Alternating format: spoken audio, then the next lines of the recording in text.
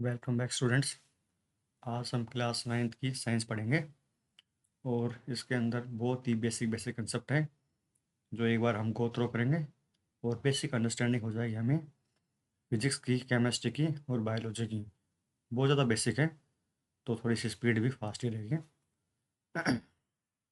इसमें क्या है कि सबसे पहला है सॉलिड, लिक्विड और गैसेस के अंदर इंटर रिलेशन क्या है और ये होते क्या हैं।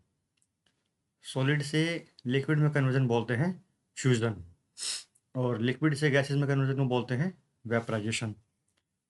जैसे आप वाटर को बॉईल करते हो तो वाटर कन्वर्ट हो जाता है वेपर्स के अंदर, और गैसेस से सॉलिड में कन्वर्जन को बोलते हैं डिपोजिशन। अब गैसेस से सॉलिड में कन्वर्जन कैसे होगा? जैसे कार्बन डाइऑक्साइड गैस है वो डायरेक्ट ड्राई आइस में चेंज हो जाती है, उसको बोलते हैं डिपोजिशन। और इसी का ही अगर आप रिवर्स लें, सॉलिड से गैसेस में कन्वर्जन, उसको बोलते हैं सब्लिमेशन प्रोसेस। अब सब्लिमेशन प्रोसेस कहाँ होता है? आपने देखा होगा कैम्फर बोलते हैं कपूर, जो कि डायरेक्ट सॉलिड से गैस में कन्वर्ट होता है, उस प्रोसेस को हम बोलेंगे सब्लिमेशन। नेक्स्ट है कि लिक्विड से सॉलिड में कन्वर्जन को बोलते हैं सॉलिडिफिकेशन, सिंपल है। और गैसेस से लिक्विड में कन्वर्जन कंडेंसेशन है। और इस फिगर के अंदर दिखाया गया है कि सॉलिड जो है होता है उसके अंदर जो पार्टिकल हैं वो बहुत ज़्यादा क्लोजली बाउंड होते हैं। लिक्विड में गैप थोड़ा सा इंक्रीज होता है और गैसेस में गैप और ज़्यादा हो जाता है। गैसेस में गैप इतना ज़्यादा होता है कि ये अब ये स्ट्राइक करते रहते हैं एक दूसरे के साथ पार्टिकल। हमारे एंशियंट टाइम में 5 बेसिक एलिमेंट हुआ करते हैं जिनको हम पंच तत्व बोलते थे। उसमें हवा होगी, अर्थ होगी, फायर है, स्काई है और वाटर है। उनका मानना था कि इन पांचों तत्वों से मिलके ही पूरे ब्रह्मांड का निर्माण हुआ है। तो अभी सॉलिड, लिक्विड और गैसेस क्या होती हैं? सॉलिड क्या है? जिसका एक डेफिनेट शेप हो, एक फिक्स शेप है जो कि चेंज नहीं हो रहा, डिस्टिंक्ट बाउंड्री हो, उसकी एक फिक्स बाउंड्री होगी और एक फिक्स्ड वॉल्यूम होगा। तीनों चीज़ें फिक्स होंगी उसकी, उसको बोलते हैं सॉलिड। और वो अपनी शेप को मेंटेन करता है हर टाइम पे। और सॉलिड का मेल्टिंग पॉइंट भी हाई होता है क्योंकि उसके अंदर जो पार्टिकल का अट्रैक्शन होता है वो बहुत ही स्ट्रॉन्ग फोर्स ऑफ अट्रैक्शन होता है, इसलिए उसका मेल्टिंग पॉइंट हाई होता है सॉलिड में। लिक्विड के अंदर क्या होता है कि लिक्विड का फिक्स्ड शेप नहीं होता। आप जिस कंटेनर में डालोगे ये वही शेप ले लेगी, इसलिए उसका फिक्स शेप नहीं है, बट उसका वॉल्यूम फिक्स है। अगर आप उसको, वो 1 लीटर ही रहेगा, चाहे आप उसको बाल्टी में डाल लो, चाहे उसको किसी दूसरे कंटेनर में चेंज कर लो, उसका वॉल्यूम फिक्स रहेगा। बट अगर हमारा जो कंटेनर है उसकी शेप डिफरेंट डिफरेंट है तो वो शेप चेंज करता रहेगा liquid. It takes the shape of the container in which they are kept. Next है गैसेस। गैसेस क्या है? Highly compressible as compare to solid और लिक्विड। ये सॉलिड और लिक्विड कंपेरिजन में बहुत ज़्यादा इसको दबा सकते हैं, कंप्रेस कर सकते हैं। नेक्स्ट है heat of fusion. Heat of fusion क्या है? Amount of heat energy that is required to change 1 kilogram of solid into liquid at atmospheric pressure at its melting point is known as latent heat of fusion. अब latent heat of fusion क्या होता है कि state change हो रही है इसके अंदर, कि अमाउंट ऑफ हीट रिक्वायर, कितनी हीट चाहिए 1 kilogram of solid, 1 kilo solid को लिक्विड में चेंज करने के लिए कितनी हीट चाहिए, उसको बोलते हैं लेटेंट हीट ऑफ फ्यूजन। और जहाँ भी लेटेंट आपको लिखा मिले, लेटेंट का मीन है कि वो स्टेट चेंज कर रहा है। स्टेट मीन्स सॉलिड से लिक्विड में चेंज हो रहा है। अभी इसमें यहाँ होता है लेटेंट हीट ऑफ वेपराइजेशन, तो क्या है, वो लिक्विड से वेपर में कन्वर्ट होता है। हमेशा लेटेंट हीट जहाँ मिलेगी वो किसी भी चीज़ की स्टेट चेंज करेगी, या तो सॉलिड से लिक्विड चेंज करेगी या लिक्विड से गैस में चेंज करेगी। नेक्स्ट है सब्लिमेशन। सब्लिमेशन क्या है? ये पीछे दिखा था ना। सब्लिमेशन क्या है? सॉलिड से डायरेक्ट गैस में चेंज होना। ये किस में हो रहा है? कपूर में बताया था ना, कैम्फर में। A change of state directly from solid to gas without changing into liquid. यहाँ से डायरेक्ट गैस में चेंज हो रहा है, नहीं तो लिक्विड बनता पहले फिर गैस बनता, तो वो प्रोसेस अलग होता है। डायरेक्ट चेंज होने को क्या बोलते हैं? सब्लिमेशन। और इसका रिवर्स बताया था deposition. Direct change of gas to solid without changing into liquid is called as deposition. ये किस केस में होता है? गैस से डायरेक्ट सॉलिड में। गैस से डायरेक्ट सॉलिड किसको बताया था मैंने? कि आपका कार्बन डाइऑक्साइड गैस है, वो उसको आप डायरेक्ट ड्राई आइस में चेंज कर सकते हो without changing into liquid. Next है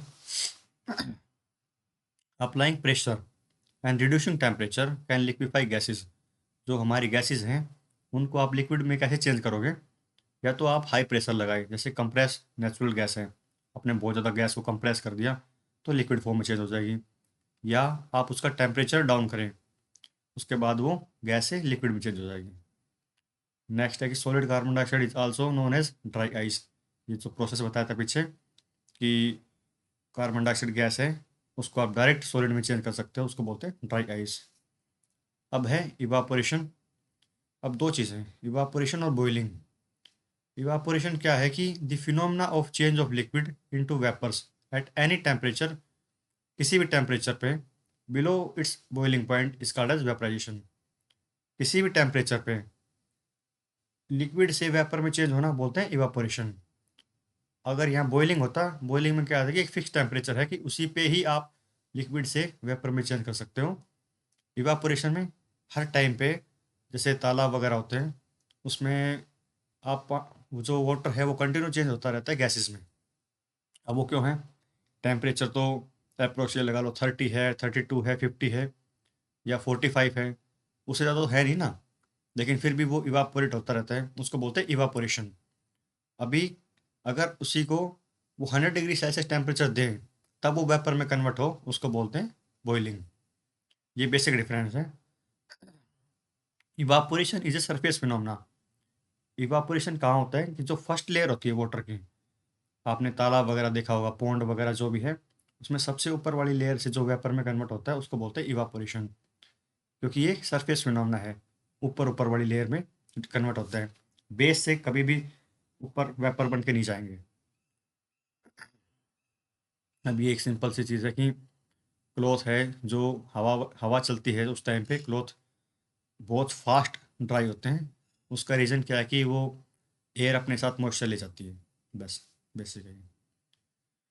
फिर है एसीटोन। जो हमारा नेल पॉलिश रिमूवर होता है उसके अंदर होता है एसीटोन, और उसके उसके वो लगाने के बाद ना हमें कूलिंग फील होती है। उसका रीज़न क्या है कि वो एक एंडोथर्मिक रिएक्शन होती है और वो हमारी बॉडी से हीट गेन करती रहती है, उसको बोलते हैं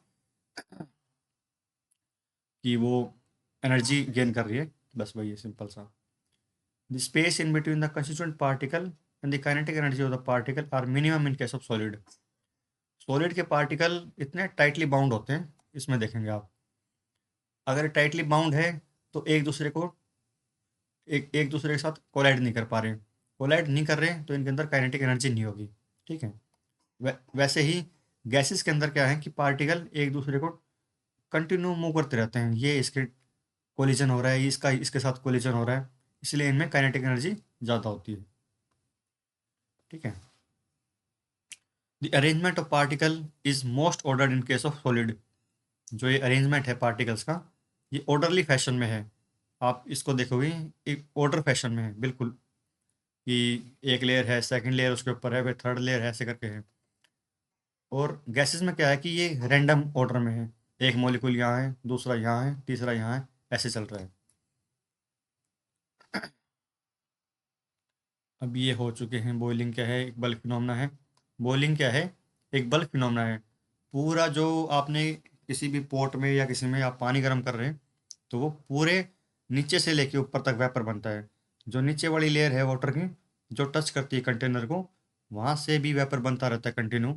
लेकिन इवापोरेशन में सिर्फ फर्स्ट लेयर होती है, जो ऊपर वाली लेयर होती है, उससे ही वेपर कन्वर्ट होता है, और नीचे वाली लेयर से नहीं होता। ये बेसिक डिफरेंस है दोनों के बीच में। नेक्स्ट है solution. Solution is a homogeneous mixture of two or more substance. Homogeneous क्या है कि एक टाइप के ही, उसके अंदर आप डिस्टिंग्विश नहीं कर सकते, एक टाइप के ही पार्टिकल होते हैं, उसको बोलते हैं होमोजेनियस। तो क्या है? Solution is a homogeneous mixture of two or more substance. तो दो या दो से अधिक सब्सटेंस से मिलकर बने और होमोजेनियस मिक्सचर से बने, उसको बोलते हैं सॉल्यूशन। अब ये एलॉय है एक। एलॉय किससे है? दो मेटल से मिलकर बनता है या नॉन मेटल से मिलकर बनता है। तो एक एलॉय है ब्रास। पित्तल जो है वो 70% कॉपर और 30% जिंक से मिलकर बनता है। ये एक एलॉय है इन दोनों का, दोनों मेटल्स का। अब दोबारा सॉल्यूशन की डेफिनेशन दे दी। A solution of iodine in alcohol is known as tincture of iodine. और उसके अंदर आयोडीन क्या है, सॉल्यूट है, और अल्कोहल है, सॉल्वेंट है। सॉल्यूट क्या होता है, जो कम क्वांटिटी में होता है सॉल्यूशन में, उसको बोलते हैं सॉल्यूट। और जो क्वांटिटी में ज़्यादा होता है उसको बोलते हैं सॉल्वेंट। जैसे आपने पानी के अंदर नमक मिलाया, आपने NaCl मिलाया, तो सॉल्यूट है वो आपका साल्ट हो गया, और सॉल्वेंट है वो आपका वाटर हो गया, क्योंकि वाटर ज़्यादा क्वांटिटी में है तो वो सॉल्वेंट हो गया, और सॉल्यूट क्या है, आपका साल्ट हो गया। The solute particle cannot be separated from the mixture by the process of filtration. The solute particle do not settle down when left undisturbed. अभी आपने जो साल्ट और वाटर को मिक्स कर दिया तो उससे सॉल्यूशन बन गया। उसको आप फिल्ट्रेशन करके किसी से छान के आप अलग अलग नहीं कर सकते साल्ट को और वाटर को। तो वो इतने, ये इसका बेसिक डिफरेंस है, can not be separated from the mixture by process of filtration. Next है सैचुरेटेड सॉल्यूशन। सैचुरेटेड का मीनिंग ही क्या होता है कि एक सैचुरेशन आ गया कि उससे ज़्यादा कोई भी चीज़ उसके अंदर डिजोल्व ना हो उसके। When no more solute can be dissolve in a solution at a given temperature. अभी लाइन बहुत इंपॉर्टेंट है, at a given temperature. Temperature आप फिक्स रख रहे हो, उसके बाद when no more solute can be dissolve, एक लिमिट से ज़्यादा, कि इसके अंदर 10 ग्राम से ज़्यादा आप साल्ट मिक्स नहीं कर सकते इस वाटर में, वो उसका क्या है, सैचुरेटेड सॉल्यूशन है। अगर हम टेम्परेचर चेंज करें, टेम्परेचर चेंज करने के बाद आप उसके अंदर और ऐड कर सकते हो। ठीक है। नेक्स्ट है सस्पेंशन। सस्पेंशन क्या है कि आपने वाटर के अंदर सैंड मिला ली। ठीक है, वो क्या है, हेट्रोजीनियस मिक्सर है। हेट्रोजीनियस क्या है, आप सैंड को भी अलग देख सकते हो वाटर के अंदर, वो कंप्लीटली डिजोल्व नहीं होगी, और पार्टिकल आपको नेक्ड आई से विजिबल होंगे। ठीक है। नेक्स्ट है कोलोइडल सॉल्यूशन। कोलोइडल सॉल्यूशन क्या है कि जो आपका मिल्क है, मिल्क, ये दोनों के बीच की कैटेगरी लगा लो, सॉल्यूशन सस्पेंशन के बीच में क्या है, कोलोइडल सॉल्यूशन।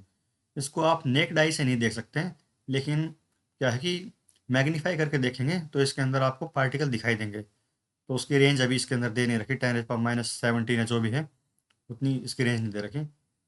तो कोलोइडल सॉल्यूशन क्या है, the particle of colloid are uniformly spread throughout the solution due to relatively smaller size of particle as compare to that of suspension. Suspension के comparison में इसके पार्टिकल छोटे होते हैं, तो वो क्या है, इजी, इससे ज़्यादा होमोजीनियस है बजाय कि सस्पेंशन के। अब क्या है, एक टिंडल इफेक्ट होता है, the scattering of beam of light.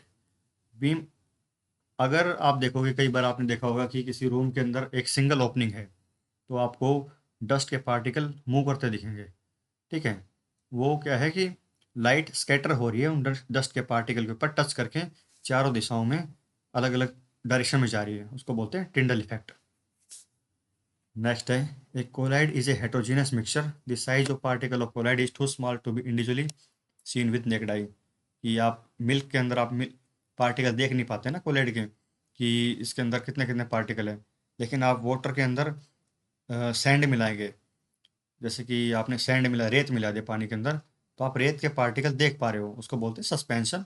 और कोलाइडल में आप नेक्ड आई से नहीं देख पा रहे हो, वैसे विजिबल होते हैं। अब क्या है कि एलिमेंट क्या होते हैं।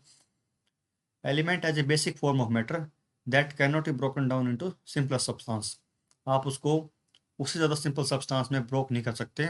एलिमेंट क्या है, बेसिक फॉर्म होगी, कि उससे ज़्यादा आप उसको ब्रेक नहीं कर सकते हैं। उसको नॉर्मली डिवाइड करते हैं मेटल, नॉन मेटल और मेटलॉइड में, इन तीनों में उसका डिवाइड करते हैं, इन तीनों को। तो अब अभी सबसे पहले मेटल पढ़ते हैं। मेटल की कुछ बेसिक बेसिक प्रॉपर्टीज होती हैं। मेटल आपने बहुत सी देखी होंगी, गोल्ड है, सिल्वर है, कॉपर है, आप मोस्टली ये सबके घर में होती हैं। तो इसके अंदर एक शाइन होती है, आपने गोल्ड देखी होगी, गोल्ड की रिंग वगैरह देखी होंगी, या और ऑर्नामेंट्स वगैरह देखे होंगे, उनके अंदर एक शाइनिंग होती है। अब उसका कलर या तो ग्रे है, येलो है, या कोई भी शाइनिंग कलर है। और they conduct heat and electricity, वो हीट और इलेक्ट्रिसिटी के अच्छे कंडक्टर होते हैं। आपने वायरिंग देखी होगी, कॉपर की वायरिंग होती है, सिल्वर की है या एल्यूमिनियम की है, क्योंकि metals are good conductor of heat and electricity. वो डक्टाइल होते हैं। डक्टाइल क्या है कि आप किसी भी चीज़ को, मेटल को खींच के तार बना रहे हो, उसका वायर बना रहे हो उसका पतला सा, उसको बोलते हैं डक्टाइल। और क्या है, मेटल डक्टाइल भी होती है और मेलेबल भी होती है। मेलेबल क्या है, आप उसको हैमरिंग करके, उस पे हैमर मार के, थोड़ा मार के उसको एक थिन शीट में चेंज कर रहे हो, उसको बोलते हैं मेलेबल। तो metals are both ductile as well as malleable. और वो सोनोरस भी होती हैं, कि आपने जो घं- घंटी वगैरह देखी होगी, उनके अंदर एक साउंड आती है जब मेटल को आप हीट करते हो। जैसे स्कूल में बेल बजाते हैं, तो उसको हीट करने से वो साउंड आती है। तो वो क्या है, मेटल की एक प्रॉपर्टी है। नेक्स्ट है नॉन मेटल। नॉन मेटल आपने देखी होगी कि ऑक्सीजन है या कार्बन है, ये क्या है, नॉन मेटल है। इनके अंदर क्या प्रॉपर्टी होती है, अभी इसके अंदर वो अभी एक्सेप्शन नहीं देख रहे हैं, हम बेसिक जनरल देख रहे हैं। एक्सेप्शन आप लेटर फेज में देखेंगे। हर चीज़ में एक्सेप्शन होती है। जैसे कि अभी उसको छोड़ दो, बेसिक पे रहो। They are non metals are poor conductor of heat and electricity. Non metal है, वो ना तो हीट को कंडक्ट करती हैं ना इलेक्ट्रिसिटी कंडक्ट करते हैं। जैसे वुड है, वुड के अंदर से हीट ट्रांसफ़र नहीं होती, इलेक्ट्रिसिटी ट्रांसफ़र नहीं होती है। ठीक है, उनके अंदर ना शाइनिंग होती है, ना वो डक्टाइल होती है, ना वो मेलेबल होती हैं, इवन वो ब्रिटल होती हैं। आप कहीं भी हैमरिंग करेंगे और वो टूट के बिखर जाएगी। ठीक है, ये क्या है, element gallium and caesium become liquid at room at a temperature slightly above room temperature. कि गैलियम और सीजियम है, वो एक रूम टेम्परेचर पे लिक्विड में कन्वर्ट हो जाती हैं। अब ये बेसिक है मिक्सचर और कंपाउंड में, just basic difference. Element element और compound just mix together to form a mixture and no new compound is form. इसके अंदर कोई भी नया कंपाउंड फॉर्म नहीं होता, यहाँ पे न्यू कंपाउंड फॉर्म हो रहा है। इसके अंदर mixture has a variable composition. Mixture में आप क्या है, कंपोजिशन अलग अलग लेते हैं। जैसे कि सैंड डाली आपने किसी के अंदर, या आपने और कुछ ऐसा बनाया जिसके अंदर हर बार आप मिक्सचर अलग अलग परसेंटेज है, फर्स्ट का का पार्टिकल का और सेकंड का। कंपाउंड के अंदर the composition of each new substance is always fixed. Compound के अंदर एक फिक्स प्रोपोर्शन होता है कि दोनों चीज़ें कैसे मिलके बनेंगी, उसका एक फिक्स प्रोपोर्शन होता है, वो हर हर जगह बैलेंस कंडीशन में होगा। ठीक है, a mixture shows the properties of constituent substance. Mixture है, वो किन चीज़ों से मिलके बना है ना, उनकी प्रॉपर्टी शो करेगा। कंपाउंड हो सकता है उनकी प्रॉपर्टी शो ना करे, जैसे कि NaCl है, वो सोडियम और क्लोरीन दोनों की प्रॉपर्टी शो ना करे। NaCl मिलके बन गया। साल्ट है, उसके अंदर आपको सोडियम की प्रॉपर्टी भी नहीं मिल रही और क्लोरीन की प्रॉपर्टी भी नहीं मिल रही। ठीक है, इसके अंदर the constituent can be separated Fairlie easily by physical method. आपने जो सैंड मिलाई है, रेत मिलाई है वाटर के अंदर, उसको आप फिल्ट्रेशन से, आप फिजिकल प्रोसेस से अलग कर सकते हो। कंपाउंड के अंदर आप, जैसे साल्ट बन गया, उसको आप Na+ और क्लोरीन नेगेटिव, Cl नेगेटिव में इजीली सेपरेट नहीं कर सकते। उसके लिए आपको अलग प्रोसेस चाहिए होगा, इलेक्ट्रोकेमिकल प्रोसेस चाहिए, या फोटोसिंथेसिस है चाहिए वाटर को हाइड्रोजन और ऑक्सीजन में चेंज करने के लिए। तो वो बेसिक बेसिक डिफरेंस है। नेक्स्ट है कि मैटर क्या है। मैटर को प्योर सब्सटेंस और मिक्सचर दोनों में बाइफुर्केट कर रखा है। तो प्योर सब्सटेंस में क्या है, एलिमेंट और कंपाउंड।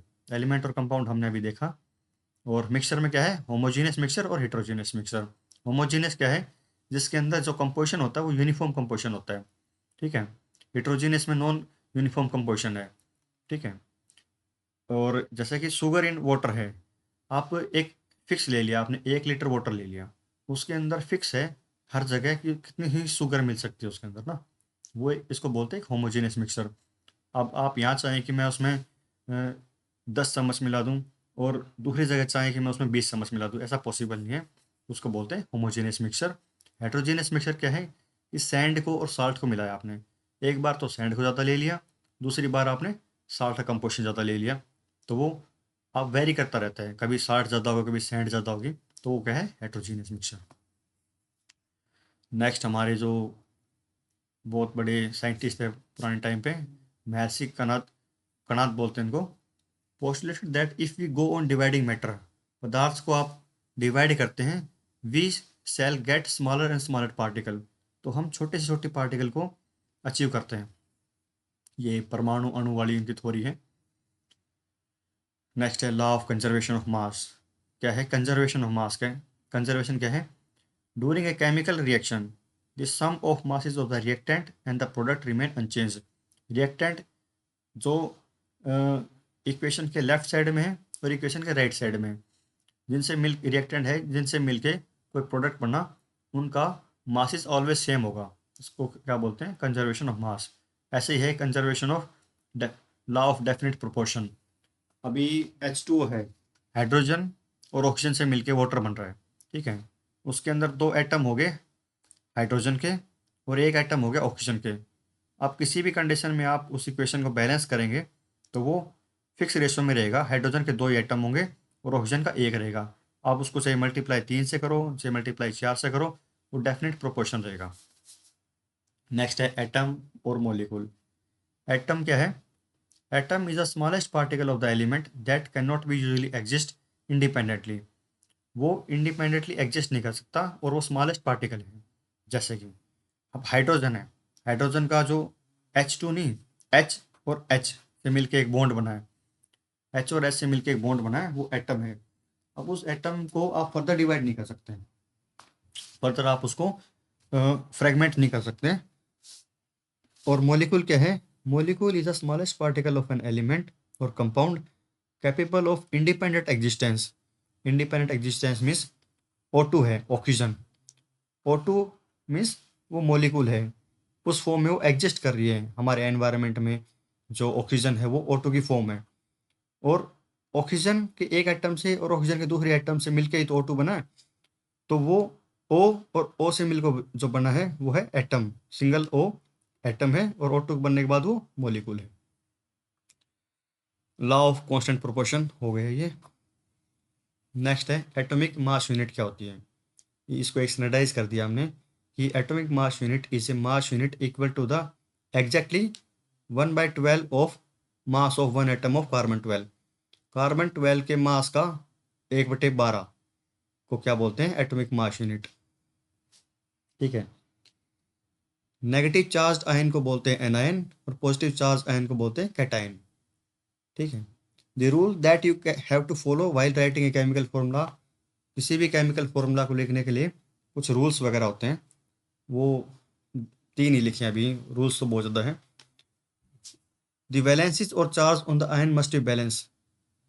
लाइक कि NaCl है, Na पॉजिटिव और Cl नेगेटिव, तो हमें ये नहीं कि Na2+ ले लिया और क्लोरीन ओनली नेगेटिव ले लिया, सिंगल नेगेटिव ले लिया।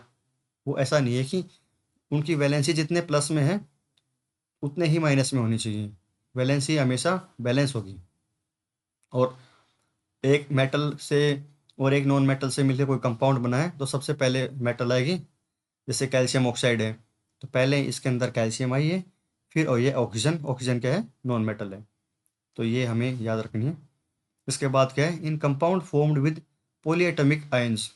पॉलीएटॉमिक क्या है? कई एटम से मिलकर कोई आयन बना है, उसके अंदर क्या है? The number of ion present in the compound is indicated by the enclosing the formula of ion in bracket MgOH2। इसमें क्या है? Mg मैग्नीशियम के क्या है? 2+, OH के हाइड्रोक्साइड के 2 नेगेटिव, ठीक है। तो हाइड्रोक्साइड को एनक्लोज कर रखा है ब्रैकेट के अंदर। अभी एक बेसिक मॉडल है कि Thomson model of one atom. Thomson एक साइंटिस्ट हैं, उन्होंने एक उसने एक ये सिंथेसिस प्रपोज किया था कि किस टाइप से इलेक्ट्रॉन कैसे होते हैं और प्रोटॉन कैसे होते हैं, वो कैसे कैसे एग्जिस्ट करते हैं। तो ये स्टार्टिंग थी, उनको ये लगा कि ये वाटरमेलन जो होता है उसका जो एडिबल पार्ट है जिसको हम खाते हैं वो रेड कलर वाला, और उसके अंदर जो सीड वगैरह होते हैं उस मॉडल को उन्होंने दिया था, ठीक है। वो पूरे कंसेप्ट को समझा नहीं पाए थे। Thomson proposed the model of an atom to be similar to like a Christmas pudding. Watermelon, the positive charge in the atom is spread all over like the red edible part. जो positive charge है वो चारों तरफ बिखरा हुआ है, ठीक है। और जो नेगेटिव चार्ज है, नेगेटिव चार्ज मीन्स इलेक्ट्रॉन, वो उसमें सीड लाइक है, सीड उसके बीज हैं जो। तो ये लेटर फेज में इनको जो और साइंटिस्ट हैं वो क्लैरिफाई करेंगे। फिर है Rutherford model of an atom.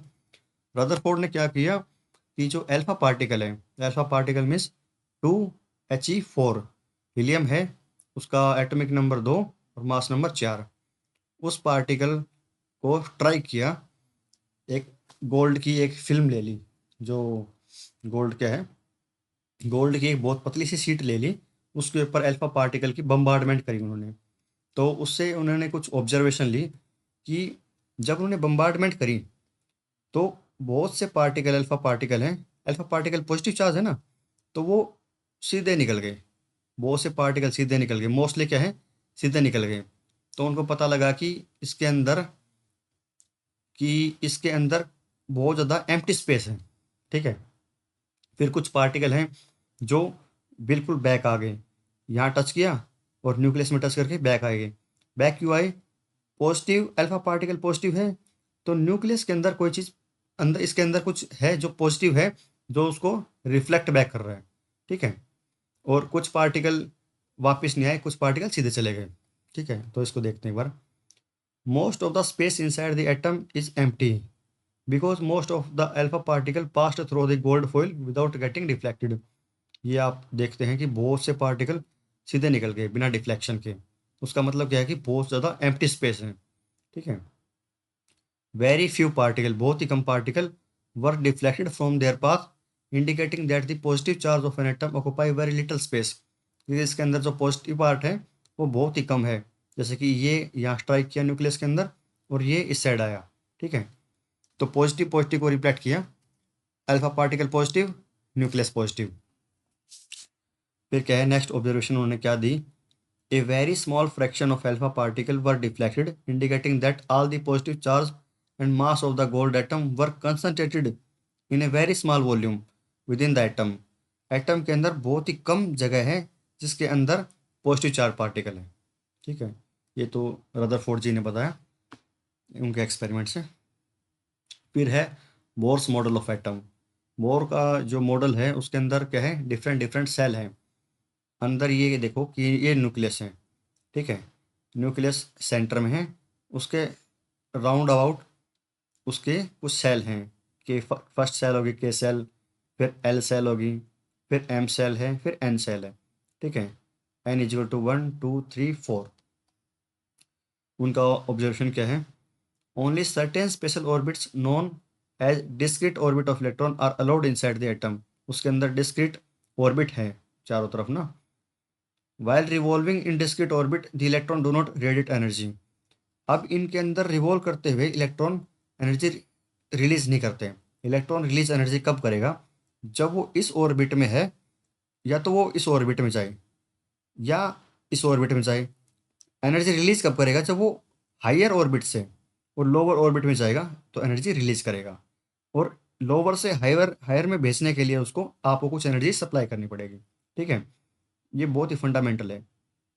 फिर उन्होंने बताया कि the maximum number of electron present in a shell is given by the formula 2n⁻²। ठीक है। ये थोड़ा सा ये है कि 2n⁻²। n क्या है, सेल का नंबर, जैसे ये है n 1 2 3 4। अब इस फॉर्मूला में पुट करो 2n⁻²। n आपने ले लिया 1, n 1 की पावर 2, 1, 2 से मल्टीप्लाई किया 2 आ गया। तो फर्स्ट सेल है जो के सेल है उसके अंदर आएंगे 2 इलेक्ट्रॉन। कहीं भी ले लो आप, एक यहाँ एक यहाँ, रिवॉल्व कर रहे हो। फर्स्ट के सेल में 2 इलेक्ट्रॉन आ गए। नेक्स्ट है आप n की वैल्यू 2 पुट करो इस फॉर्मूला में, 2n⁻²। n की जगह 2 लिखा, 2 की पावर 2 4, 2 से गुणा करा, 4 दूनी 8, तो ये 8 आ गया। ये 2 की पावर 2 है, 1 की पावर 2 है, ये 3 की पावर 2 है। थर्ड सेल में आपने, जो थर्ड सेल है एम सेल, उसमें वैल्यू यहाँ n की 3 पुट करी, 3 की पावर 2 9, 2 से मल्टीप्लाई किया 18। ऐसे 4 की पावर 2, 4 की पावर 2 16, मल्टीप्लाई बाई 2 32। ठीक है। तो एन सेल के अंदर 32 इलेक्ट्रॉन हो गए। फर्स्ट में 2 आए, फिर दूसरे में 8 आए, तीसरी में 18, चौथी में 32 और सो ऑन। ये प्रोसेस ऐसे चलता रहेगा। ठीक है। तो ये बेसिक बोर का मॉडल है, इसको मैं एक बार थोड़ा सा रिपीट कर देता हूँ कि इसके अंदर जो सेल होती हैं, के सेल, एल, एम, एन, इसके अंदर इलेक्ट्रॉन रिवॉल्व करते हैं। इलेक्ट्रॉन टू एन की पावर टू वाले फॉर्मूला से पता लगेगा किसके अंदर कितने इलेक्ट्रॉन है, और इलेक्ट्रॉन एनर्जी रिलीज करेगा जो हायर सेल से लोअर सेल में आएगा, और एनर्जी एब्जॉर्ब करेगा जब वो लोअर सेल से एम सेल से एन की तरफ मूव करेगा। ठीक है, नेक्स्ट। अब एटॉमिक नंबर क्या होता है, एटॉमिक मास क्या होता है, आपने ये फॉर्मूला देखो देखो 1H1, ये हाइड्रोजन का प्रोटियम का फॉर्मूला है। जो नीचे लिखा होगा वो क्या होगा, एटॉमिक नंबर है, ऊपर लिखा होगा वो एटॉमिक मास होगा। ठीक है, एटॉमिक नंबर क्या होता है, it is the number of proton of an atom which determine its atomic number.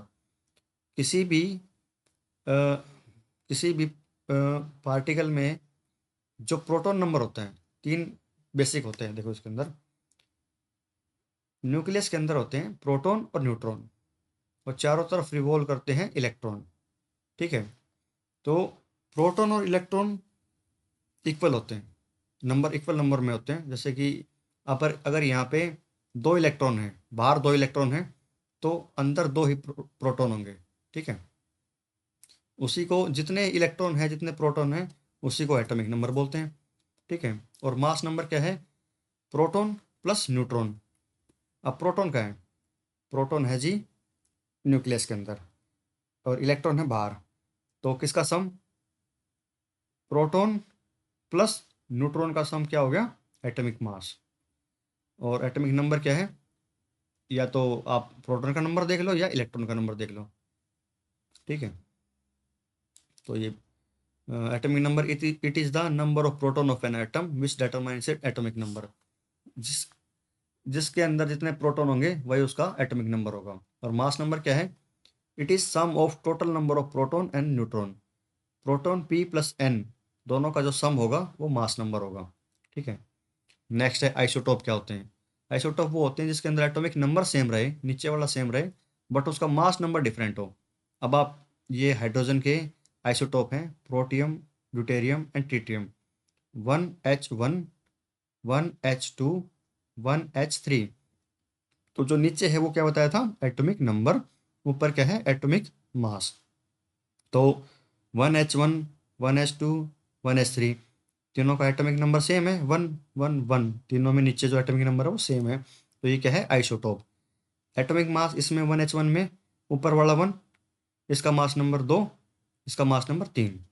ठीक है, अगर इसके अंदर हमें इलेक्ट्रॉन, प्रोटॉन और न्यूट्रॉन देखने हैं उसके अंदर, तो जो एटॉमिक नंबर होता है उतने ही क्या होते हैं इलेक्ट्रॉन, उतने ही क्या होते हैं प्रोटॉन, और न्यूट्रॉन क्या होता है, मास नंबर में से एटॉमिक नंबर सब्ट्रैक्ट कर दो, 1 में से 1 गया 0, इसके अंदर न्यूट्रॉन नहीं है। ठीक है, तो ये आप बेसिक बेसिक देख लीजिए। नेक्स्ट है आइसोबार। आइसोबार में जस्ट इसका अपोजिट है कि इसमें मास नंबर सेम होता है आइसोबार में, atom of different element with different atomic number. अब एटॉमिक नंबर नीचे वाला डिफरेंट होगा और ऊपर वाला सेम होगा, which have the same mass number. ऊपर वाला मास नंबर सेम हो गया, जैसे कैल्शियम और आर्गन है, इन दोनों का मास नंबर सेम है 40। ठीक है, इसको बोलते हैं आइसोबार। अब इलेक्ट्रॉन की डिस्कवरी किसने की थी, जे थॉम्सन ने, और प्रोटॉन की डिस्कवरी की थी गोल्डस्टीन ने, और न्यूट्रॉन की चैडविक ने। Rutherford alpha particle scattering experiment lead to discovery of atomic nucleus. जो रदरफोर्ड का अल्फा पार्टिकल मॉडल था, उससे हमें न्यूक्लियस के बारे में पता लगता है कि न्यूक्लियस भी कोई चीज़ है और उसके अंदर वो पॉजिटिवली चार्ज है, उसके अंदर प्रोटॉन है, और अभी उसके अंदर कुछ भी पॉजिटिव चार्ज है, ये मानो फिलहाल। नेक्स्ट, ये 9th की एनसीईआरटी में ही अब थोड़ी सी बायोलॉजी आई है। तो सेल की डिस्कवरी किसने की थी, रॉबर्ट हुक ने। ठीक है, और परकिंजे ने क्या किया था, जो प्रोटोप्लाज्म होता है, जो फ्लूइड होता है सेल के अंदर, उसकी डिस्कवरी की थी। नेक्स्ट क्या है, प्लाज्मा मेम्ब्रेन और सेल मेम्ब्रेन। सेल मेम्ब्रेन क्या है, कोई भी सेल है बॉडी की, उसके ऊपर जो ऊपर वाली जो मेम्ब्रेन है उसको बोलते हैं cell membrane. This is the outer most covering of the cell that separate the content of the cell from its external environment. ठीक है, जैसे कि इसमें देखो, ये सेल वॉल दिखा रखी, तो ये सेल मेम्ब्रेन देखो, ये एक मेम्ब्रेन होगी आपकी। ठीक है, जो आउटर मोस्ट चीज़ जैसे इसको सेपरेट करती है सेल को। some substance like the carbon dioxide or oxygen can move across the cell membrane by the process of diffusion. Diffusion क्या होता है कि हाई प्रेशर से लो प्रेशर की तरफ कोई भी चीज़ मूव करे उसको बोलते हैं डिफ्यूजन. Like spray. स्प्रे क्या है कि हाई प्रेशर से लो प्रेशर की तरफ कोई चीज़ मूव करे उसको बोलते हैं डिफ्यूजन. अभी जो लीव्स वगैरह होती हैं, पत्ते होते हैं पेड़ के, उसके अंदर से ऑक्सीजन बाहर जा रही है, कार्बन डाइऑक्साइड वो अंदर ले रहा है. लीफ के अंदर फोटोसिंथेसिस के टाइम पे वो कैसे हो रहा है, वो डिफ्यूजन से हो रहा है. डिफ्यूजन में कैसे, अब ये पत्ते के अंदर अब उसको कार्बन डाइऑक्साइड लेनी है एनवायरनमेंट से, तो अंदर कार्बन डाइऑक्साइड कम है, एनवायरनमेंट में ज़्यादा है, तो हाई कंसनट्रेशन एनवायरनमेंट में ज़्यादा है ना कार्बन डाइऑक्साइड, तो हाई कंसनट्रेशन से लो कंसनट्रेशन की तरफ मूवमेंट उसको बोलते हैं डिफ्यूजन. तो एनवायरनमेंट से उसने सक की, कार्बन डाइऑक्साइड गैस अंदर ले ली.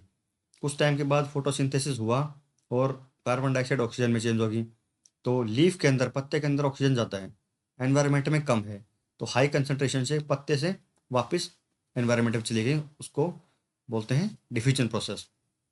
अब डिफ्यूजन क्या है, 3 टाइप के सॉल्यूशन है, हाइपोटोनिक, आइसोटोनिक और हाइपरटोनिक. ठीक है. अभी बेसिक फंडामेंटल पे ध्यान दो, कभी भी आप कुछ भी क्राइम मत करो, आप सिर्फ फंडामेंटल पे ध्यान दो कि क्या चीज़ें हो सकती हैं, बेसिक पता होनी चाहिए आपको. सॉल्यूशन मैंने डिफ्यूजन बताया कि हाई प्रेशर से या हाई कंसंट्रेशन से लो कंसंट्रेशन की तरफ या लो प्रेशर की तरफ मूवमेंट को बोलते हैं डिफ्यूजन. तो हाइपोटोनिक सॉल्यूशन क्या है, if the medium surrounding the cell, cell के चारों तरफ जो मीडियम है हैज़ हायर वाटर कंसंट्रेशन, बाहर वाटर कंसंट्रेशन ज़्यादा है सेल से, meaning that the outside solution is very dilute, बाहर का जो सॉल्यूशन है उसके अंदर पानी ज़्यादा है तो वो डाइल्यूट है. सेल के अंदर सेल का सॉल्यूशन है वो थोड़ा सा विस्कस है. उस केस में क्या है, the cell will gain water by the osmosis, तो बाहर वाटर ज़्यादा है, बीच में सेल मेम्ब्रेन आ गई, अंदर क्या है सेल है, तो बाहर से पानी अंदर ले लेगी ऑस्मोसिस प्रोसेस से. Such a solution is known as hypotonic solution. इस सॉल्यूशन को बोलते हैं हाइपोटोनिक. फिर इसमें जंप करते सीधा हाइपरटोनिक. हाइपरटोनिक में क्या है, if the medium has a lower concentration of water then the cell, cell के अंदर, यहाँ सेल, ये सेल है पूरी, इसके अंदर ये जो है यहाँ कंसंट्रेशन क्या है, अगर यहाँ कंसंट्रेशन वाटर की ज़्यादा है तो, और यहाँ कंसंट्रेशन वाटर की कम है, तो ऑस्मोसिस से वाटर हाई कंसंट्रेशन से लो कंसंट्रेशन में मूव कर जाएगा, और अगर यहाँ ज़्यादा है तो यहाँ से यहाँ मूव कर जाएगा ऑस्मोसिस से. ठीक है. हाइपरटोनिक में क्या है, if the outer medium has a lower concentration of water, बाहर वाटर कम है और अंदर सेल के अंदर ज़्यादा वाटर है. ठीक है, तो सेल से बाहर की तरफ वाटर मूव कर जाएगा, then the cell will lose water by osmosis. Such a solution is known as hypertonic solution. Isotonic में क्या है, अंदर भी वही कंसंट्रेशन है, सेल के अंदर भी और सेल के बाहर भी, तो सेल मेम्ब्रेन से कुछ भी मूवमेंट नहीं होगा, सॉल्यूशन को बोलते हैं आइसोटोनिक सॉल्यूशन. आइसो का मतलब ये होता है कि same, same, tonic means same concentration. Next है सेल वॉल. सेल वॉल सिर्फ प्लांट सेल में होती है, एनिमल सेल में होती नहीं है, तो ये एक बहुत ही याद रखने वाली चीज़ें हैं कि cell wall, plant cell in addition to the plasma membrane, cell membrane के साथ साथ उनके अंदर एक सेल वॉल होती है, has another rigid outer covering called the cell wall. The cell wall lies outside the plasma membrane. Cell wall होती है जो सेल मेम्ब्रेन है उसके जस्ट बाहर होती है सेल वॉल, जो प्लांट के आपने आउटसाइड में देखे होंगे, जो डेंड्राइट बोलते हैं उसको, जो जी सेल मरती रहती है जो टाइम के साथ साथ ना, तो वो हार्ड होती जाती है बाहर वाली साइड, वो सेल वॉल ही है, जो पुरानी वाली सेल है ना वो बाहर आके डेंड्राइट बन गई है, तो वो क्या है उसमें सेल वॉल में चेंज हो रही है. नेक्स्ट है न्यूक्लियस. न्यूक्लियस क्या है, कोई भी चीज़ है उसका न्यूक्लियस क्या होता है, सेंटर में होता है. The nucleus contain chromosome. Nucleus के अंदर क्या होता है, क्रोमोसोम होते हैं, जो जिसका स्ट्रक्चर होता है थ्रेड लाइक स्ट्रक्चर, ऐसे थ्रेड होंगे ना, न्यूक्लियस के अंदर थ्रेड लाइक स्ट्रक्चर होंगे. Chromosome contain information for inheritance of character from parents to the next generation in the form of DNA. उसके अंदर डीएनए होता है, DNA, deoxyribonucleic acid, और उसके अंदर ही सारी की सारी इंफॉर्मेशन होती है हमारे जेनेटिक्स की, कि पेरेंट्स से कौन से ट्रेट हमारे ऑफस्प्रिंग वगैरह को, बच्चों को कौन से करेक्टरिस्टिक हमें मिलेंगी, फादर से क्या मिलेगा, मदर से क्या मिलेगा, वो सब किसके अंदर होता है, उसके डीएनए में स्टोर होता है। डीऑक्सीरिबोन्यूक्लिक एसिड, जो हम बाद में अच्छे से तरीके से पढ़ेंगे ढंग से। अभी क्या है, जस्ट बेसिक बेसिक कवर करेंगे कि ये चीज़ें होती क्या क्या हैं। अभी दो टाइप की सेल हैं, प्रोकैरियोटिक होते हैं और एक होती है यूकैरियोटिक। प्रो मीन्स प्रो, पुराने टाइम की प्रिमिटिव सेल, आदिम आदिम जो सेल होती हैं। प्रो मीन्स प्रिमिटिव और प्राइमरी सेल, और कैरियोट मीन न्यूक्लियस। पुराने न्यूक्लियस में और न्यू न्यूक्लियस में थोड़ा सा डिफरेंस है, वो बाद में बताता हूँ आपको। ये एक एनिमल सेल का डायग्राम है, उसके अंदर इसका बेसिक बेसिक पार्ट है, कौन कौन से होते हैं। एक साइटोप्लाज्म हो गया, ये क्या है आउटर में, ये मेम्ब्रेन होगी, इसके अंदर ये साइटोप्लाज्म हो गए, यहाँ पे अंदर न्यूक्लियस हो गया। न्यूक्लियस का जो एनविलोप है वो वाली ये होगी। दो एंडोप्लाज्मिक रेक्टिकुलम होता है, एक स्मूथ होता है, एक रफ होता है। रफ अलग काम के आता है और स्मूथ है वो अलग काम के लिए आता है। ठीक है, लाइसोसोम है, राइबोसोम है, प्रोटीन के सिंथेसिस के लिए ये वाली लाइसोसोम हो गई, सेंट्रीसोल हो गए, और प्लाज्मा मेम्ब्रेन ये बाहर वाली क्या है, पूरी सेल मेम्ब्रेन होगी। ठीक है, अब एनिमल और अगर ये प्लांट सेल होती है तो इसके बाहर बस एक चीज़ और एक्स्ट्रा होती है, उसको बोलते हैं सेल वॉल। प्लाज्मा मेम्ब्रेन या सेल मेम्ब्रेन के बाहर एक लेयर और होती है, उसको बोलते हैं सेल वॉल। ठीक है, नेक्स्ट, साइटोप्लाज्म क्या होता है। Cytoplasm is a fluid content inside the plasma membrane. Cell membrane के अंदर, ये सेल मेम्ब्रेन है प्लाज्मा मेम्ब्रेन, इसके अंदर जो फ्लूइड होता है अंदर वाली साइड जो ये ब्लू कलर में दिख रहा है, ठीक है, इसको बोलते हैं साइटोप्लाज्म। अब significance of membrane can be illustrated by the example of virus. Virus के अंदर सेल मेम्ब्रेन नहीं होती, ये वाली ना प्लाज्मा मेम्ब्रेन, ये वायरस के अंदर मेम्ब्रेन नहीं होती। वो आपको हमेशा ये लगेगा कि ये एक डेड है। वायरस हमेशा, मतलब उसके अंदर कोई लाइफ का सिग्निफिकेंस नहीं होता। वो जिस बॉडी के अंदर एंटर करता है ना, उस बॉडी से ही, उससे उससे ये मानो आपकी उसकी प्लाज्मा मेम्ब्रेन यूज़ करता है वो। अभी के लिए इतना ही मानो। तो सेल के बेसिक बेसिक पार्ट के हैं, endoplasmic reticulum. Endoplasmic reticulum is a large network of membrane bound tube और सीट। ठीक है, ट्यूब की फॉर्म में होता है, दो टाइप के मैंने बताए थे, रफ और स्मूथ। रफ किस काम कहता है, कि इसकी शेप रफ ही होती है। ठीक है, और इसका पर्पस क्या होता है, ये प्रोटीन सिंथेसिस के लिए काम आता है।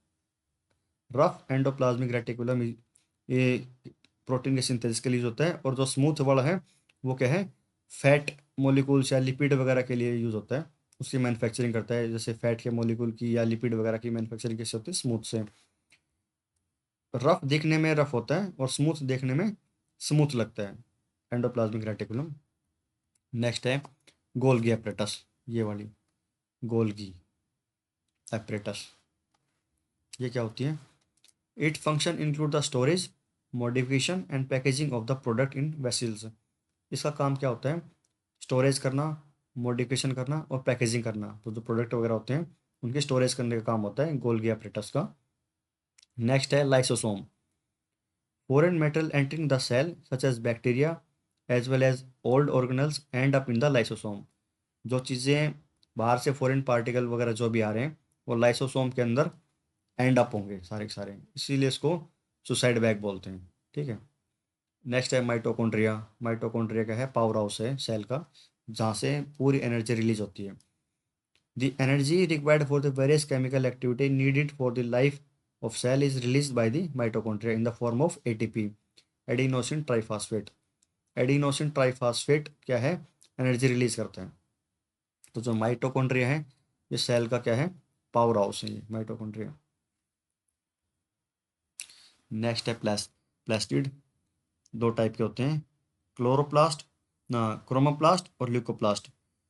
क्रोमोप्लास्ट क्या है कि कलर्ड प्लास्टिड है, और ल्यूकोप्लास्ट है वाइट या कलरलेस है, इसका कोई कलर नहीं होता ल्यूकोप्लास्ट में। और जो क्रोमोप्लास्ट होता है वो होता है कलर्ड में। ठीक है, chloroplast are important for the photosynthesis on the plant.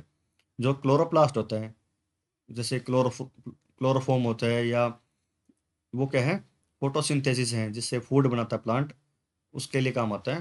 और जो ल्यूकोप्लास्ट है वो क्या है, स्टार्च, ऑयल और प्रोटीन को स्टोर करने का काम आता है। दोनों में डिफरेंस है। क्लोरोप्लास्ट यूज होता है फोटोसिंथेसिस में, और ल्यूकोप्लास्ट होता है स्टार्च, ऑयल और प्रोटीन को स्टोर करने के लिए। नेक्स्ट है vacuole. Vacuole are storage sac for the solid and liquid content. तो सॉलिड और लिक्विड कंटेंट को स्टोरेज करने के लिए वैक्यूल यूज होता है। This central vacuole of the some plant cell में ऑक्यूपाई, ये 50 से 90% सेल का जो वॉल्यूम होता है वो वैक्यूल से फिल होता है। जस्ट स्टोरेज है। अभी एक बेसिक कंसेप्ट है कि सेल डिवाइड कैसे होती है। सेल डिवाइड के दो प्रोसेस हैं, मिटोसिस और मियोसिस। मिटोसिस क्या है कि the process of cell division by which most of the cell divide for growth is called as mitosis. Meiosis क्या है कि जो रिप्रोडक्टिव सेल होती हैं, specific cell of reproductive organs or tissue in animal and plant divide to form gametes, which after fertilization give rise to the offspring. When a cell divide by meiosis, it produce four new cell instead of just two. Mitosis में क्या है, ये mitosis का diagram है। चार इसके अंदर cell हैं, ठीक है, उनसे चार ही फॉर्म हो रहे हैं। देखो यहाँ भी चार हैं, यहाँ भी चार हैं। और इसके अंदर क्या है, ये रिप्रोडक्टिव में यूज होती है। जैसे सेक्सुअल रिप्रोडक्शन में जो सेल डिवीजन होती है ना, वो मियोसिस टाइप की है। उसमें मियोसिस में क्या है कि दो की जगह इन दो से ये चार फॉर्म हो रहे हैं, एक दो तीन चार। इसके अंदर दो से दो ही फॉर्म हो रहे हैं। दो ये हैं, दो रेड कलर के हैं, दो ये ब्लू कलर के हैं। तो यहाँ भी दो ब्लू कलर के हैं, दो रेड कलर के हैं। ठीक है, ये बेसिक डिफरेंस है। और मियोसिस और मिटोसिस में एक डिफरेंस और आगे आप आगे देखेंगे कि कई सेल होती हैं जो अपने आप को किसी भी सेल में कन्वर्ट कर देती हैं, बॉडी के किसी भी सेल में कन्वर्ट कर देते हैं। और कुछ सेल ऐसी होती हैं जो एक पर्टिकुलर एक टाइप की ही सेल में कन्वर्ट होती हैं। तो जो हमारा जो गैमेट है, मियोसिस की जो सेल होती हैं, आपने जो एम्ब्रॉय देख, एम्ब्रॉय है जो जो फर्टिलाइजेशन के बाद एम्ब्रॉय बनता है, वो एक सेल से, सिंगल ही सेल थी कभी तो वो, एक स्पर्म सेल थी, एक एग सेल थी। उन दोनों से मिलके आप वो पूरी ह्यूमन बीइंग बन रहा है। ठीक है, तो वो एक टाइप की सेल हर टाइप की सेल में कन्वर्ट हो रही है, उसको बोलते हैं मियोसिस, सेल डिवीजन। ठीक है। मिटोसिस में क्या है कि एक टाइप की सेल है, जो स्किन की सेल है वो स्किन की सेल ही बना सकती है, वो मिटोसिस है। और किसी ऑर्गन की, फिंगर की सेल है या ब्लड की सेल है, तो वो, जैसे रेड ब्लड सेल है तो वो रेड ब्लड सेल ही बना सकती है। वाइट ब्लड सेल है तो वाइट ब्लड सेल बना सकती है, उसको बोलते हैं मिटोसिस। और मियोसिस में क्या है, जो एम्ब्रॉय सेल है, जो भ्रूण वाली सेल है, उससे पूरा आप ह्यूमन बीइंग बन जाते हैं, उसके अलग अलग पार्ट्स बन जाते हैं। तो एक सेल आप देखिए कितनी सेल में डिवाइड हो जाती है। ये थोड़ा सा चेंज है। अब मैं ज़्यादा डीप में जा रहा हूँ। हाँ, प्लांट टिश्यू। प्लांट टिश्यू क्या होता है, मेरिस्मेटिक टिश्यू और परमानेंट टिश्यू। जो प्लांट होते हैं हमारे, वो दो टाइप के टिश्यू होते हैं उसके अंदर। एक होता है मेरिस्मेटिक, एक होता है परमानेंट टिश्यू। मेरिस्मेटिक टिश्यू वो होता है जिसमें एक टाइप के टिश्यू से ग्रोथ होती है सर्टेन स्पेसिफिक रीजन्स में। और परमानेंट क्या है कि कुछ टाइम के बाद वो ग्रोथ रुक जाती है और वो स्टेबल हो जाती है। Meristematic tissue, the growth of plant occupy only in certain specific regions. This is because by dividing tissue also known as meristematic tissue. ठीक है, depending on the region, region के ऊपर डिपेंड करते हुए इसको आप तीन पार्ट में डिवाइड करते हैं, एपिकल, इंटरकैलरी, लेटरल। ठीक है, अब ये टिश्यू है एपिकल, क्या होता है कि जो एपिक पे होता है, एपेक्स में, उस टिश्यू को बोलते हैं एपिकल मेरिस्मेटिक टिश्यू। अब यहाँ पे जो एपेक्स पे होता है, इस पे क्या है कि यहाँ से ही वो पूरा प्लांट बड़ा होता रहता है, इसमें ग्रोथ होती रहती है ऊपर वाली साइड। कई बार क्या है कि किसी, जैसे आप ये देखो, किसी भी हार्बीवर एनिमल ने उस प्लांट को ऊपर से खा लिया, ये मानो आप, तो उसकी ऊपर वाली ये चली गई, ये टिश्यू चला गया, एपिकल मेरिस्मेटिक टिश्यू चला गया उसका। तो वो कहाँ से ग्रो करेगा, दूसरे यहाँ से, इंटरकैलरी मेरिस्मेटिक से या लेटरल से। ठीक है, दूसरे क्या है, permanent tissue. They take a specific role and lose the ability to divide. जो हमारी जो डिवीजन पावर होती है कि एक एक ब्रांच से और फर्दर ब्रांच निकली, उस फर्दर ब्रांच से और ब्रांच निकली, वो कैपेबिलिटी को जब टिश्यू के अंदर वो कैपेबिलिटी नहीं रहती, तो वो परमानेंट टिश्यू में कन्वर्ट हो जाता है। ठीक है, नेक्स्ट है कि जो स्टीम है, सेक्शन ऑफ स्टीम। स्टीम क्या होता है, जो तना होता है पेड़ का, उसके बेसिक बेसिक सेक्शन बता रखे हैं। तो आपने देखा होगा एपिडर्मिक है जो सबसे जो आउटर मास्ट है, आपने देखा होगा किसी भी प्लांट में, जो हार्ड वाली जो लेयर होती है सबसे ऊपर वाली, जिसको डेड सेल से मिलकर बनती है, उसको बोलते हैं एपिडर्मिस। ठीक है, सबसे आउटर वाली एपिडर्मिस है ये बाहर वाली। उसके जस्ट नीचे है कोलेंचाइमा, उसके नीचे है पेरेंचाइमा। कोलेंचाइमा, पेरेंचाइमा, और ये उसके बाद है फिलोएम। फिर है जाइलम। जाइलम और फिलोएम आपने कभी पढ़ा होगा। जाइलम क्या है कि वाटर को एक रूट से, प्लांट के रूट से और टिप तक मूव करने के लिए जो टिश्यू होता है उसको बोलते हैं जाइलम।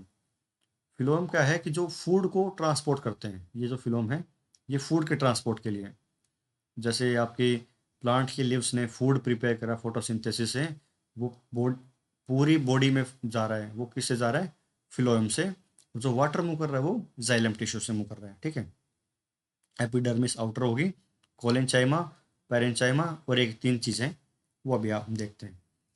ठीक है, parenchyma is the most common simple permanent tissue.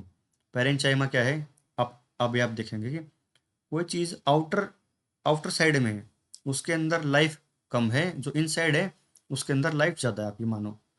तो कोलेंचाइमा, पेरेंचाइमा ये क्या है, परमानेंट टिश्यू हो जाते हैं कि ये फर्दर अपने आप को नई चीज़ों में कन्वर्ट नहीं कर पा रहे हैं, ब्रांचेज में नहीं कन्वर्ट कर पा रहे, तो इनको बोलते हैं पेरेंचाइमा।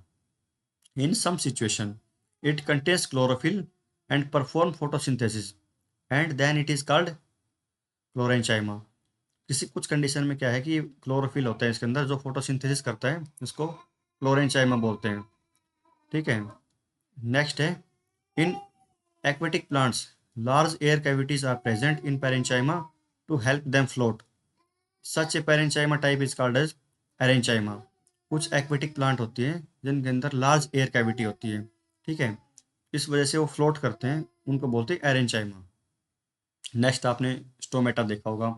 जो लीफ है उसके अंदर कार्बन डाइऑक्साइड गैस वो एनवायरनमेंट से ले रहा है बाहर से, और ऑक्सीजन कहीं से रिलीज कर रहा है। तो वो रिलीज कहाँ से कर रहा है, लीफ के अंदर आप नेकेड आई से देख नहीं पा रहे हो कि उसके अंदर बहुत ही टीनी टीनी पोर्स होते हैं, होल होते हैं, बहुत छोटे छोटे होल होते हैं जो आपको दिखाई नहीं देते, नेकेड आई से आप देख भी नहीं सकते, तो उनको बोलते हैं स्टोमेटा। ठीक है, stomata are enclosed by two kidney shaped cell called guard cell.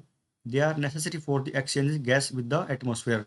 Stomata से ही यहाँ से गैस एक्सचेंज हो रही है, और कार्बन डाइऑक्साइड बाहर निकल रही है ना, कार्बन डाइऑक्साइड अंदर आ रही है, ऑक्सीजन बाहर जा रही है। ठीक है, वो स्टोमेटा के थ्रू ही हो रहा है। नेक्स्ट है एनिमल टिश्यू।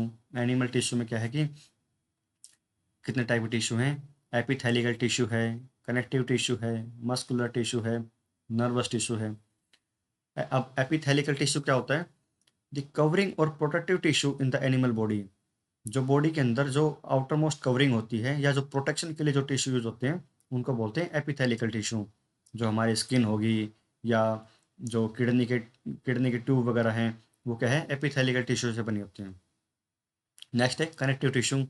कनेक्टिव टिश्यू क्या है, ब्लड है वो एक टाइप का कनेक्टिव टिश्यू है, पूरी बॉडी को कनेक्ट कर रहा है ना वो।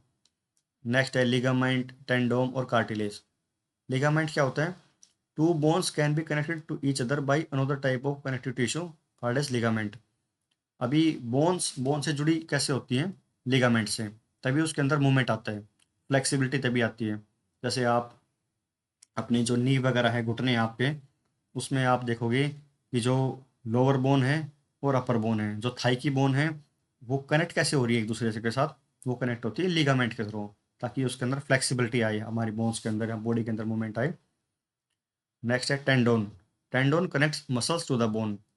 बोन को मसल से कनेक्ट करने के लिए क्या होता है, टेंडोन। कार्टिलेज, कार्टिलेज क्या है, smoothen bone surface at joint and also present in the nose. जो हमारा नोज है, ईयर है, ईयर के अंदर आप देखेंगे कि बोन्स वगैरह नहीं है, वो कार्टिलेज है। ठीक है, वो बहुत ही सॉफ्ट है, आप उसको इजीली बेंड कर सकते हो। ठीक है, तो वो स्मूथ बोन सरफेस है। नेक्स्ट एडिपोज है, क्या है, fat storing adipose tissue is bound found below the skin. जो हमारी स्किन है उसके नीचे क्या होती है, जो फैट की सेल होती है, फैट स्टोरिंग एडिपोज टिश्यू होता है, एंड बिटवीन इंटरनल ऑर्गन्स, और बॉडी के अंदर भी होता है वो। नेक्स्ट है मस्कुलर टिश्यू। मस्कुलर टिश्यू क्या है, tissue consist of elongated cell also called as muscle fibre. This tissue is responsible for the movement in the body. जो मस्कुलर टिश्यू होते हैं हमारे, जो आर्म्स के अंदर होता है या बाइसेप्स के अंदर होता है, वो क्या है, मस्कुलर टिश्यू। उसकी वजह से क्या है, बॉडी के फ्लेक्सिबिलिटी और मूवमेंट के लिए होता है वो। अब कुछ हैं वॉलेंट्री मसल्स और इनवॉलेंट्री मसल्स। वॉलेंट्री क्या है, muscles present in our limbs movement move when we want them to. हम जब चाहें कि अपने हाथ की या अपने पैर को बेंड कर रहे हैं, स्ट्रेच कर रहे हैं, और वो व्हेन वी सो डिसाइड, जब हम चाहें कि वो ऐसा करे और वो उस अकॉर्डिंग करे, तो उसको बोलते हैं voluntary muscles. First muscles are called as voluntary muscles. अब कुछ क्या है, हार्ट कंटिन्यू पंपिंग करता रहता है 24 आवर्स में, ठीक है। वो आप चाहें तो वो रुकता नहीं है, ठीक है। उसमें अंदर जो मसल्स होती है वो क्या है, involuntary muscles. The movement of food in the alimentary canal, वो क्या है, जो हमारी जो एलिमेंट्री कैनाल है उसके अंदर जो फूड की मूवमेंट है वो कंटिन्यू चलती रहती है, वो इनवॉलेंट्री मसल्स होती है वहाँ पे। नेक्स्ट है नर्वस टिश्यू। नर्वस टिश्यू क्या है कि आपके जो, आपने कई बार देखा होगा कि आप किसी हॉट सरफेस को टच कर देते हैं, तो आपकी ब्रेन आपको बोलता है कि वहाँ से फिंगर हटाओ, क्योंकि अब वो पता कैसे लगा कि, ब्रेन को कैसे पता लगा कि आपने किसी हॉट सरफेस को टच कर दिया है, वो हमारे पता लगता है नर्वस टिश्यूज़ वगैरह से, ठीक है। बहुत सिंपल डायग्राम से मैंने बताया। जी ब्रेन, जो हमारा ब्रेन है उसके नीचे स्पाइनल कॉर्ड है, और ठीक है, और नर्व्स हैं are composed of the nervous tissue, ठीक है। ये नर्वस टिश्यू से मिलके बनी होती है। The cell of this tissues are called as nerve cell और न्यूरॉन्स। ये जो नर्व सेल होती है उनको न्यूरॉन्स बोलते हैं। Each neuron has a single long part. जो लंबा पार्ट होता है उसको बोलते हैं एक्सॉन। ये जो लंबा पार्ट है इसको बोलते हैं एक्सॉन, ठीक है। और जो ब्रांच्ड पार्ट होता है उसको बोलते हैं डेंड्राइट। ये जो ब्रांच्ड पार्ट है ना, डेंड्राइट बोलते हैं। अभी क्या है, इनकी लेंथ बहुत ज़्यादा होती है, लंबे होते हैं। तो यहाँ से इंफॉर्मेशन गैदर करी, और ये कंटिन्यूस इंफॉर्मेशन को आगे ट्रांसपोर्ट करते रहते हैं, ठीक है। नर्वस सेल, ये पूरी बॉडी में इनका बहुत लंबा एक फाइबर लाइक का स्ट्रक्चर होता है, जो हमारे ब्रेन से और जो बैकबोन है उससे और पूरे बॉडी के पार्ट्स में उसका पूरा ब्रांचेज होती हैं नर्वस टिश्यू की। नेक्स्ट, अभी क्या है, फिजिक्स आ गई है एनसीईआरटी की साइंस में। जो आपकी जो व्हीकल वगैरह है उसके अंदर दो टाइप के मीटर होते हैं। एक जो मीटर आपको डिस्टेंस दिखा रहा है, किलोमीटर दिखा रहा है कि आपकी व्हीकल है वो कितना मूव कर गया। दूसरा स्पीड दिखाता रहता है। जो स्पीड दिखाता है उसको बोलते हैं स्पीडोमीटर। जो डिस्टेंस दिखाता है उसको बोलते हैं ओडोमीटर। और नेक्स्ट है motion. Motion is change of position. एक जगह से कोई चीज़ दूसरी जगह चली गई उसको बोलते हैं मोशन, उसने कितना डिस्टेंस ट्रेवल किया, ठीक है। नेक्स्ट है motion of an object would be uniform और non uniform depending on whether its velocity is constant और चेंजिंग। यूनिफॉर्म मोशन क्या है कि आपकी वेलोसिटी कांस्टेंट है। आप 10 मीटर पर सेकंड से आपने मूव करना स्टार्ट किया, और जहां आप डेस्टिनेशन पे जा रहे हो वहां तक आपकी स्पीड या वेलोसिटी है वो 10 मीटर पर सेकंड ही है, तो उसको बोलते हैं यूनिफॉर्म मोशन। बट कई बार क्या है कि आपने स्टार्टिंग की थी फास्ट, लेकिन आप डेस्टिनेशन पे पहुँचते पहुँचते बहुत स्लो हो गए, तो उसको बोलते हैं नॉन यूनिफॉर्म मोशन, ठीक है। अभी के लिए इतना ही है कि आपने एक्सलेशन किया बॉडी के अंदर या किसी भी व्हीकल के अंदर, उसको है, जहाँ भी एक्सलेशन है या तो स्पीड बढ़ रही है या डिसलरेशन है, स्पीड कम हो रही है, उसको बोलते हैं नॉन यूनिफॉर्म मोशन। और स्पीड और वेलोसिटी भी डिफरेंट चीज़ होती है। स्पीड क्या होता है कि डिस्टेंस डिवाइड बाय टाइम। आपने ए पॉइंट से मूव करके आप बी पॉइंट पे गए हो, तो आपने जो डिस्टेंस ट्रैवल किया उसके डिवाइड बाय और कितने समय में ट्रैवल किया उसको बोलते हैं स्पीड। वेलोसिटी क्या है कि आप अ, आपने एक सर्कल के अंदर मूव करना स्टार्ट करा। जस्ट सपोज एक सर्कल के अंदर आपने मूव करना स्टार्ट करा, और आप घूम फिर के वापस उसी पॉइंट पे आ गए। इसका मतलब ये है कि आपने आपका डिस्प्लेसमेंट जीरो है, आपने कोई डिस्टेंस डिस्प्लेसमेंट किया ही नहीं है। तो क्या है, वेलोसिटी का फॉर्मूला है डिस्प्लेसमेंट डिवाइड बाय टाइम। तो सर्कल के अंदर जब आप मूव करते हो तो डिस्प्लेसमेंट जीरो हो गया, तो टाइम जीरो, वेलोसिटी मीन आपकी जीरो, आपकी वेलोसिटी जीरो है। लेकिन उस कंडीशन में स्पीड फिर भी रहेगी। ये बाद में इलाबोरेट करता हूँ लेटर फेज में, अभी के लिए आप इतना ही समझें। नेक्स्ट है एसेलरेशन। एसेलरेशन क्या है कि वेलोसिटी डिवाइड बाय टाइम। आप किस वेलोसिटी से ट्रैवल कर रहे हो और कितने टाइम में ट्रैवल कर रहे हो, और दोनों का ratio velocity divide by time को बोलते हैं एक्सेलरेशन। ठीक है, अभी 3 बेसिक फॉर्मूला है कि एक्सेलरेशन को डिफाइन करने के लिए। v is equal to u plus a t. V क्या है, final velocity, u initial velocity, a acceleration, t is time. ठीक है, अगर किसी भी फॉर्मूला में या कहीं भी हमें फाइनल निकालनी है और इनिशियल पता है और हमें एक्सेलरेशन पता है, वहाँ का टाइम पता है, तो हम फाइनल निकाल सकते हैं। ऐसे ही ये बाकी फॉर्मूला है। S is equal to u t plus half a t square. S क्या है, डिस्टेंस, यू क्या है, इनिशियल वेलोसिटी, टी क्या है, टाइम, हाफ ए एक्सेलरेशन, टी टाइम। ठीक है, अगर हमें कहीं पे इनिशियल वेलोसिटी दे रखी है और टाइम दे रखा है, एक्सेलरेशन दे रखा है और वहाँ का डिस्टेंस पूछें, तो आप ये फॉर्मूला यूज़ करेंगे। और इनिशियल, फाइनल और इनिशियल वेलोसिटी दे रखी है। वी स्क्वायर क्या है, फाइनल वेलोसिटी, यू स्क्वायर क्या है, इनिशियल वेलोसिटी, ये दोनों दे रखी हैं। तो आप एस निकाल सकते हैं, डिस्टेंस निकाल सकते हैं, एक्सेलरेशन निकाल सकते हैं। कोई भी 3 चीज़ दी होंगी और आप फोर्थ वन को आप निकाल सकते हैं। नेक्स्ट क्या है कि लॉ ऑफ मोशन है। फर्स्ट लॉ, सेकंड लॉ और थर्ड लॉ। फर्स्ट लॉ क्या है, लॉ ऑफ इनर्शिया। ठीक है, an object continue to be in a state of rest और of uniform motion along a straight line unless until acted upon by a unbalanced force. कोई भी body है वो उसी, या तो अगर वो रेस्ट में है तो रेस्ट में रहना चाहिए, और वो यूनिफॉर्म मोशन में है तो यूनिफॉर्म मोशन में रहेगी, जब तक कि हम बाहर से कोई एक्स्ट्रा चीज़, एक्स्ट्रा फोर्स उस पर अप्लाई ना कर दें।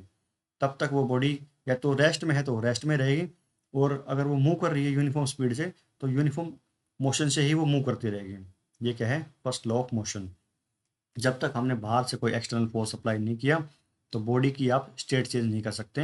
रेस्ट की बॉडी रेस्ट में रहेगी, यूनिफॉर्म मोशन की बॉडी यूनिफॉर्म मोशन में रहेगी। ठीक है, एग्जांपल बताता हूँ थोड़ी देर में। When a motor car make a sharp turn eight A high speed. कोई भी व्हीकल है वो बहुत ज़्यादा स्पीड पे मूव कर रहा है और एकदम से वो टर्न लेता है, एक साइड वो टर्न करता है, या तो लेफ्ट में या राइट में। तो जिस साइड वो टर्न करता है उससे अपोजिट साइड में जो उसके अंदर बैठे हैं जो लोग, वो अपोजिट साइड में मूव करते हैं। वो क्यों हो रहा है, वो इनर्शिया की वजह से हो रहा है। फर्स्ट लॉ ऑफ मोशन वहाँ अप्लाई कर रहा हो रहा है कि आपकी बॉडी क्या है, एक यूनिफॉर्म मोशन में। ठीक है, उसी डायरेक्शन में जा रही है और एकदम आपने डायरेक्शन चेंज की तो आपकी बॉडी उसके अपोजिट डायरेक्शन में जाएगी, क्योंकि आपकी बॉडी शुरू में उस डायरेक्शन में मूव कर रही थी। आपने डायरेक्शन चेंज कर दी तो क्या है, वो आउटसाइड मूव करेगी। इनर्शिया क्या होता है, the natural tendency of an object to resist a change in its state of rest और यूनिफॉर्म मोशन। एक बॉडी की नेचुरल टेंडेंसी होती है, प्रकृति होती है कि वो बाहर के, कि जो भी उसकी स्टेट में चेंज करना चाह रहा है उसको अपोज करती है। कोई बॉडी रेस्ट में है तो वो चाहेगी मैं हमेशा रेस्ट में ही रहूँ। आप बाहर से कुछ अप्लाई कर रहे हैं तो जब तक आप उसको एक लिमिट से ज़्यादा मूव नहीं करेंगे वो उस रेस्ट में ही रहेगी। यूनिफॉर्म मोशन में है तो यूनिफॉर्म मोशन में रहना चाहिए, वो क्या है, इनर्शिया है।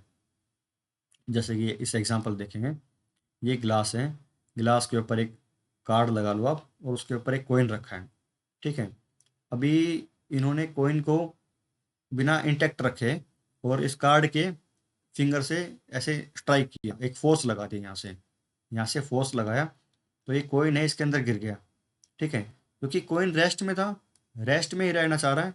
ठीक है, आपने मोशन किसको दिया, कार्ड को मोशन दिया, कार्ड मूव कर गया आगे बड़ी साइड, और कॉइन जो रेस्ट में था वो रेस्ट में रहेगा।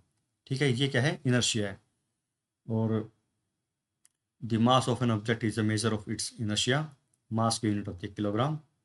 और force of friction always oppose motion of the object, ये अलग से आ गया। जो फ्रिक्शनल फोर्स होता है, आपने किसी बॉडी पे फोर्स लगाया तो फ्रिक्शनल फोर्स उसकी अपोजिट डायरेक्शन में काम करेगा हमेशा। उस बॉडी को, उस फोर्स को रेजिस्ट करेगा कि उस बॉडी को मैं किसी स्टेट चेंज ना होने दूँ, रेस्ट है तो रेस्ट में रहने दूँ। नेक्स्ट आ गया सेकंड लॉ ऑफ मोशन।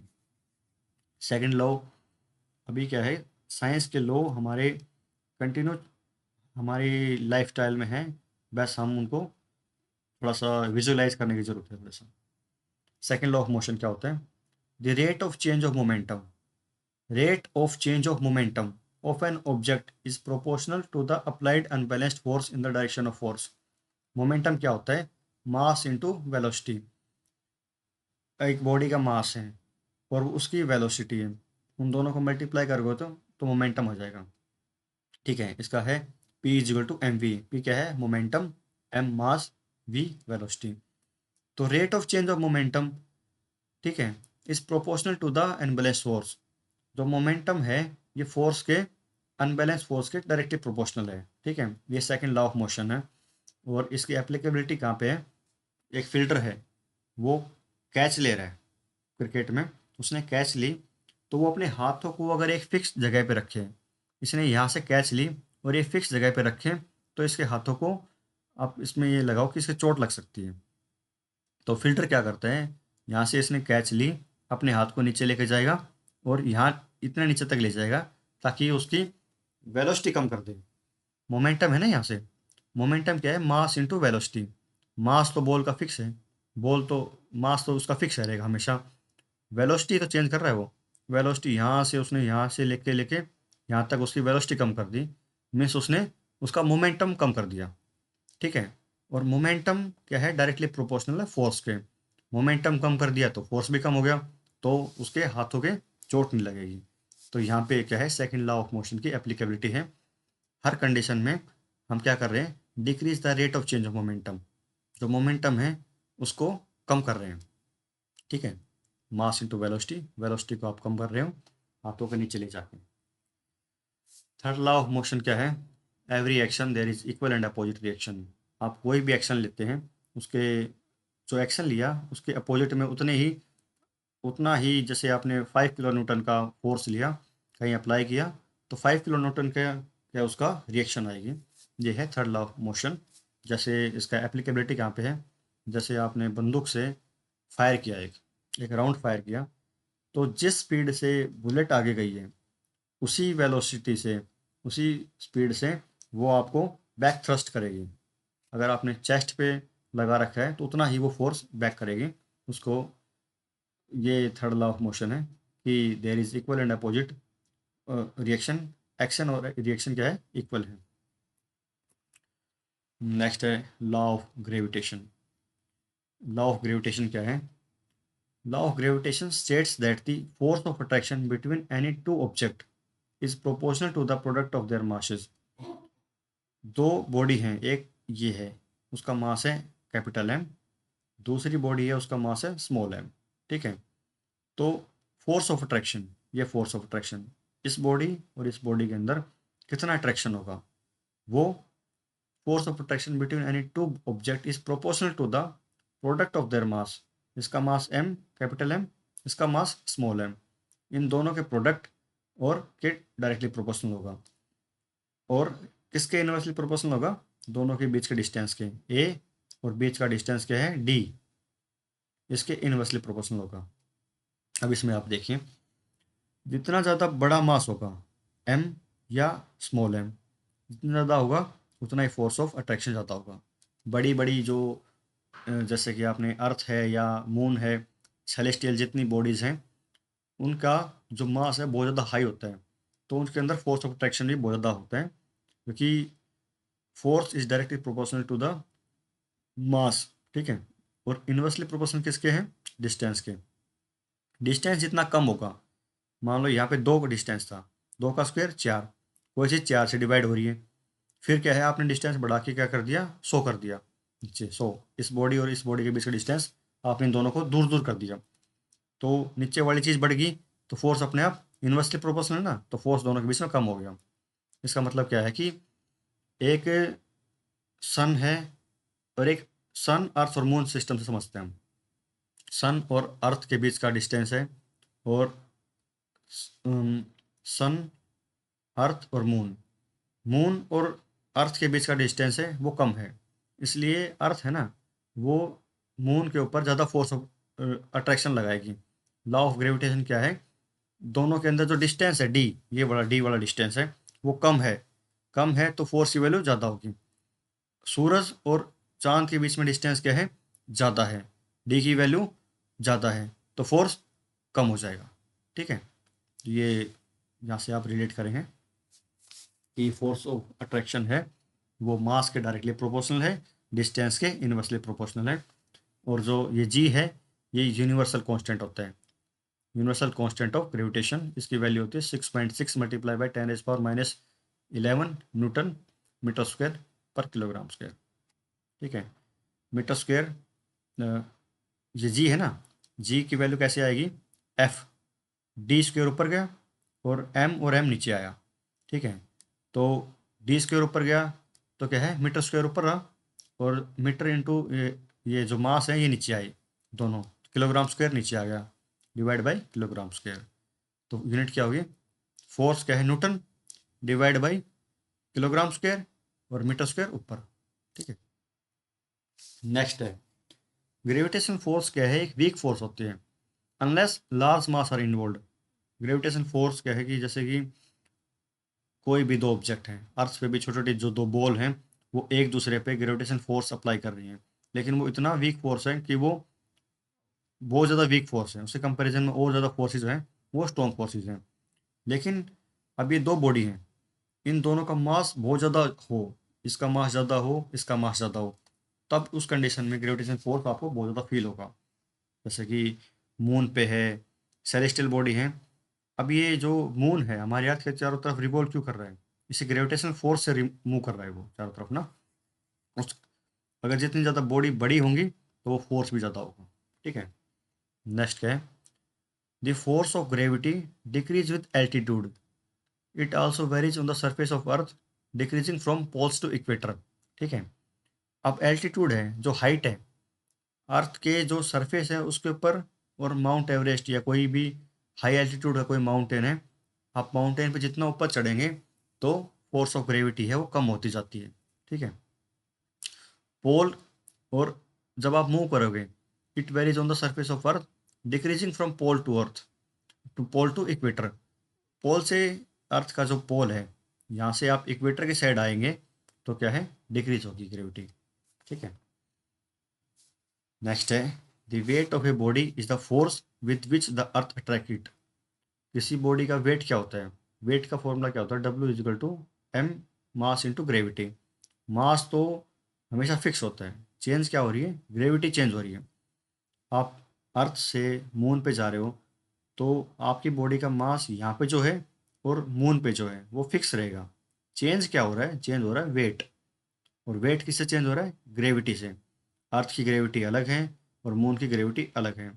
अर्थ की ग्रेविटी का 1/6 है मून की ग्रेविटी। ठीक है, तो वहाँ पे आपका वेट 1/6 से डिवाइड हो जाएगा। ठीक है, the weight is equal to the product of mass and acceleration due to gravity, M into G या M into A. The weight may vary from place to place but the mass stay constant, mass हमेशा fix रहेगा। अर्थ पे भी आप जहाँ भी जाओगे, पूरे किसी भी मतलब प्लानट पे जाओ, वहाँ पे आपका मास कांस्टेंट रहेगा, बट वहाँ की जो ग्रेविटी होगी उस प्लानट की, उसके अकॉर्डिंग आपका वेट चेंज हो जाएगा। नेक्स्ट है, when ever an object fall towards the earth, कोई भी ऑब्जेक्ट है जो अर्थ की साइड आ रहा है, एंड एक्सलेरेशन इज इन्वॉल्व, उसकी स्पीड बढ़ जाती है। This acceleration is due to the earth gravitation force. ठीक है, कोई भी जो मेटेरियोर होती हैं या उल्का पिंड जो होती हैं, जो अर्थ की साइड आती हैं, तो उसकी स्पीड है, शुरू में कुछ थी, वो जितना नज़दीक आती जाएगी उसकी स्पीड बढ़ती जाएगी। उसका रीज़न क्या है कि जो अर्थ की जो ग्रेविटेशनल फोर्स है वो उस पर लगता है, तो उसकी क्या है, वेलोसिटी बढ़ जाती है, एक्सेलरेशन बढ़ जाता है। नेक्स्ट है thrust, the force acting on an object perpendicular to the surface is called as thrust. Force acting on an object, किसी भी ऑब्जेक्ट पे जो फोर्स परपेंडिकुलर पे लग रहा है उसको बोलते हैं thrust. Next, object of density less than that of liquid, अब ये फ्लूइड मैकेनिक्स आ गया। Object of a density less than that of fluid float on the liquid. The object of density greater than that of liquid sink in the liquid. अभी जिस भी water के अंदर या किसी भी फ्लूइड के अंदर कोई भी चीज़ कब डूबेगी, अगर उसकी डेंसिटी ग्रेटर है तो वो उसके अंदर सिंक हो जाएगी, नीचे चली जाएगी, और उसकी डेंसिटी कम है तो उसके अंदर फ्लोट करेगी, तैरेगी उसके अंदर। जैसे कि पानी है, पानी के अंदर कोई भी चीज़, जो बड़ा बड़े शिप हैं, वो क्यों नहीं उसके अंदर मतलब सिंक हो रहे हैं, उसके ऊपर तैर क्यों रहे हैं, क्योंकि वो शिप है उसकी डेंसिटी है वाटर से कम होती है, इसलिए वो उसके ऊपर फ्लोट करता रहता है। और जो सुई है, जो आपकी पिन वगैरह है, उसकी क्या है, डेंसिटी ज़्यादा है, इसलिए वो वाटर के अंदर सिंक कर जाती है। ये बहुत अच्छा कंसेप्ट है। अभी आपको जो अगर नए हो तो आपको समझने में थोड़ा टाइम लगेगा। नेक्स्ट है आर्किमेडीज प्रिंसिपल। अभी उसमें ऊपर वाले में क्या है, और वो मतलब कितना फ्लोट करेगी, ठीक है। बॉडी जितना वेट डिस्प्लेस करती है वाटर के अंदर, ठीक है, वो उतनी हाइट के ऊपर रहती है। बताऊंगा आगे चल के। अभी नेक्स्ट क्या है, Archimedes principle. When a body is immersed fully और partially in a fluid, it experience an upward force that is equal to the weight of the fluid displace by it. कोई भी बॉडी किसी fluid के अंदर आपने रख दी, तो वो उस मतलब it experience an upward force, उस पर कितना ऊपर ऊपर वाली साइड कितना फोर्स लगेगा, जितना उसने पानी के ऊपर जितना जो प्रेशर लगाया है ना, कितना वेट लगाया है, वो उतना ही ऊपर वाली साइड जाएगी, ठीक है। नेक्स्ट क्या है, वर्क डन क्या है, वर्क क्या है, force into perpendicular distance, force into displacement. Work done on object is defined as the magnitude of force multiplied by the distance moved by object in the direction of applied force। Work done क्या हुआ, magnitude of force, force multiplied by distance, ठीक है। आपने 2 Newton का force लगाया और वो 1 metre move कर गया, तो 2 × 1, तो एक क्या हो गया, उसकी वर्क डन हो गया उसका। तो यूनिट क्या है, इसकी यूनिट है जूल, न्यूटन मीटर या जूल उसकी यूनिट है वर्क की। फोर्स की यूनिट क्या है, न्यूटन। डिस्प्लेसमेंट की यूनिट क्या है, डिस्टेंस की या डिस्प्लेसमेंट की यूनिट क्या है, metre. Newton multiply by metre, newton metre, उन दोनों को मल्टीप्लिकेशन को बोलते हैं जूल, ठीक है। एनर्जी की यूनिट भी होती है जूल ही, ठीक है। नेक्स्ट है work done on an object by a force would be zero if the displacement of object is zero. फिर वही कंसेप्ट आया कि फोर्स इंटू डिस्प्लेसमेंट है। डिस्प्लेसमेंट क्या है कि आप किसी भी दो डिस्टेंस के बीच में, किसी भी 2 पॉइंट के बीच में जो शॉर्टेस्ट डिस्टेंस होता है उसको बोलते हैं डिस्प्लेसमेंट, ठीक है। आप ट्राइंगल में आप चले एक पॉइंट से, ए से बी पे चले, बी से सी पे आए, और तो हाइपोटेन्यूज जो है उसका, ठीक है, जो कर्ण जिसको बोलते हैं, वो क्या है, उसका डिस्प्लेसमेंट हो गया। अगर आप सर्कल के अंदर ही घूमते रहे, तो आप ये मानो साइंस के अकॉर्डिंग आपका वर्क डन जीरो है। आप एक जगह पे खड़े हो और आपने सिर के ऊपर ले रखा है कि 100 किलो की आपने वजन अपने सिर के ऊपर रख रखा हो, वेट, तो आप साइंस की नज़र से देखो तो आपने कोई भी वर्क उसके अंदर किया नहीं है, क्योंकि डिस्प्लेसमेंट आपका जीरो है। An object having capability to do work is said to be possess energy. किसी भी ऑब्जेक्ट के अंदर जो कैपेबिलिटी होती है काम करने की, उसको बोलते हैं एनर्जी, ठीक है। इसकी यूनिट भी सेम होती है, वर्क की जो यूनिट होती है वो सेम होती है, जूल यूनिट इसकी यूनिट होती है। नेक्स्ट दो कंसेप्ट है, काइनेटिक एनर्जी है और पोटेंशियल एनर्जी है। An object in motion possess what is known as kinetic energy. An object of mass moving with velocity. कोई भी ऑब्जेक्ट है जिसके अंदर वेलोसिटी है, ठीक है, तो ही काइनेटिक एनर्जी उसके अंदर जनरेट होगी। वही काइनेटिक एनर्जी का फॉर्मूला है half m v square, half mass into velocity का स्क्वेयर। जितनी ज़्यादा वेलोसिटी होगी उतनी ज़्यादा काइनेटिक एनर्जी होगी, ठीक है। अगर बॉल थ्रो करी है आपने, तो उसके अंदर जो वेलोसिटी है उतनी ही उसके अंदर काइनेटिक एनर्जी है। वी का स्क्वायर करोगे और उसके मास को मल्टीप्लाई करोगे हाफ से, तो काइनेटिक एनर्जी निकल जाएगी। नेक्स्ट है पोटेंशियल एनर्जी। पोटेंशियल एनर्जी क्या है कि an object increase its energy when raised by through an height.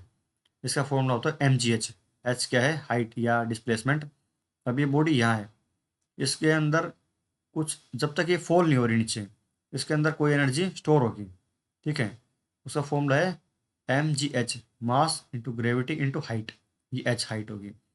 अब ये जब नीचे आएगी, तो वो जो पोटेंशियल एनर्जी है वो काइनेटिक एनर्जी में चेंज हो जाएगी, क्योंकि नीचे आने में इसको वेलोसिटी मिली ना, वेलोसिटी मिली, तो वेलोसिटी मिलते के साथ ये क्या है, काइनेटिक एनर्जी में चेंज होगी। और जब तक इसके पास हाइट थी और ये फिक्स पॉइंट पे थी, तो इसके अंदर क्या है, पोटेंशियल एनर्जी थी, ठीक है। तो ये बेसिक डिफरेंस है दोनों में। नेक्स्ट है पावर। पावर क्या है कि work done divide by time. Power measure the speed of work, कि किस स्पीड से काम हो रहा है। दैट इज हाउ फास्ट और स्लो वर्क इज डन, कितना वर्क हो रहा है और कितनी देर में हो रहा है, कितना फास्ट हो रहा है। Power is equal to W/T। इसकी यूनिट क्या है, पावर की यूनिट होती है वॉट या हॉर्स पावर है। ठीक है। Law of conservation of energy.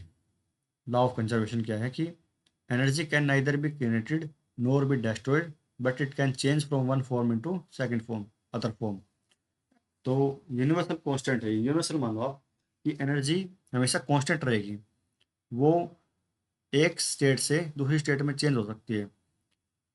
अगर आपने इलेक्ट्रिक है, आपके पास इलेक्ट्रिक एनर्जी है, तो आपने फैन चलाया तो इलेक्ट्रिक एनर्जी से वो क्या है, मैकेनिकल एनर्जी में चेंज होगी, लेकिन वो एनर्जी यूनिवर्स के अंदर ही है, तो क्या है, वो कंजर्व है एनर्जी।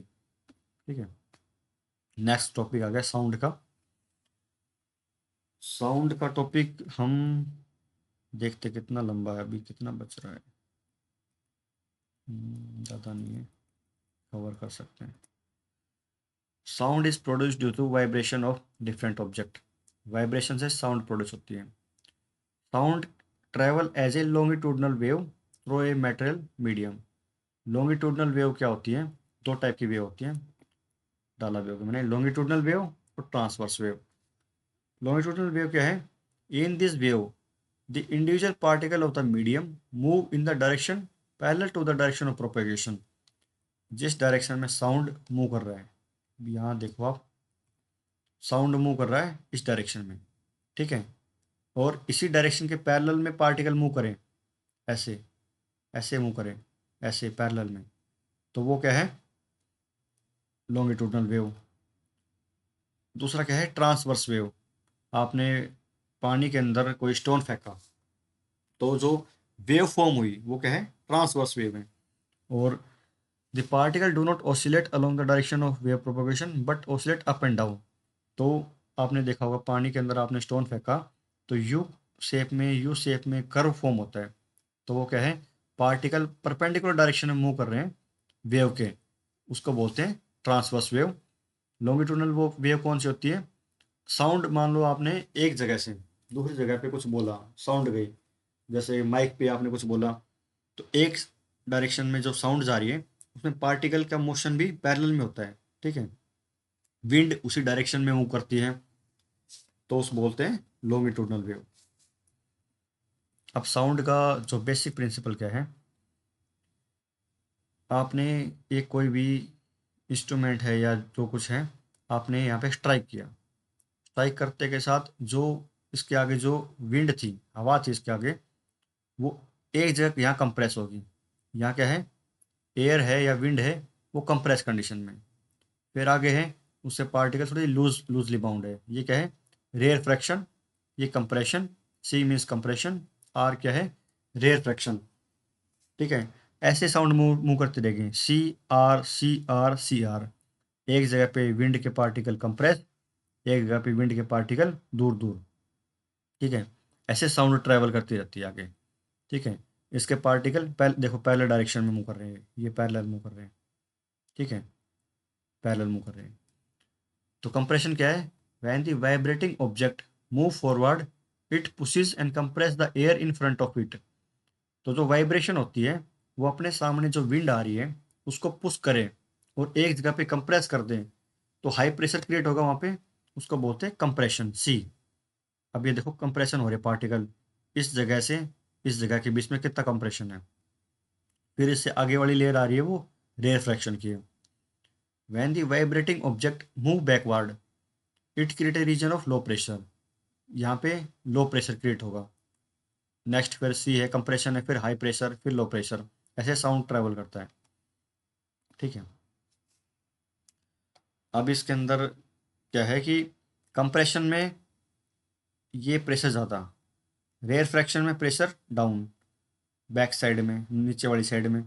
फिर जो कंप्रेशन आ रहा है या हाई है, रेयर फ्रैक्शन में लो वाली साइड, कंप्रेशन में हाई। ठीक है। तो नेक्स्ट वेवलेंथ ये बता देता हूँ मैं आपको। दो क्रस्ट, जो ये वेव है, इसमें जो ऊपर वाली है ये डिस्टेंस को बोलते हैं क्रस्ट, हाईएस्ट डिस्टेंस को। इस डिस्टेंस को, लोवेस्ट को, नीचे वाली साइड को ट्रफ बोलते हैं। जो मेन लाइन है, बीच वाली जो लाइन है, इससे ऊपर वाली साइड ये डिस्टेंस, ये क्रस्ट हो गया। क्रस्ट मीन्स उभार। ट्रफ क्या है? वैली टाइप का, नीचे वाली साइड, ये ट्रफ हो गया, ये डिस्टेंस ट्रफ हो गया। ठीक है, तो दो क्रस्ट, कंजिक्यूटिव क्रस्ट के बीच का जो डिस्टेंस होता है उसको बोलते हैं वेवलेंथ। इस पॉइंट से इस पॉइंट का बीच का डिस्टेंस है उसको बोलते हैं वेवलेंथ।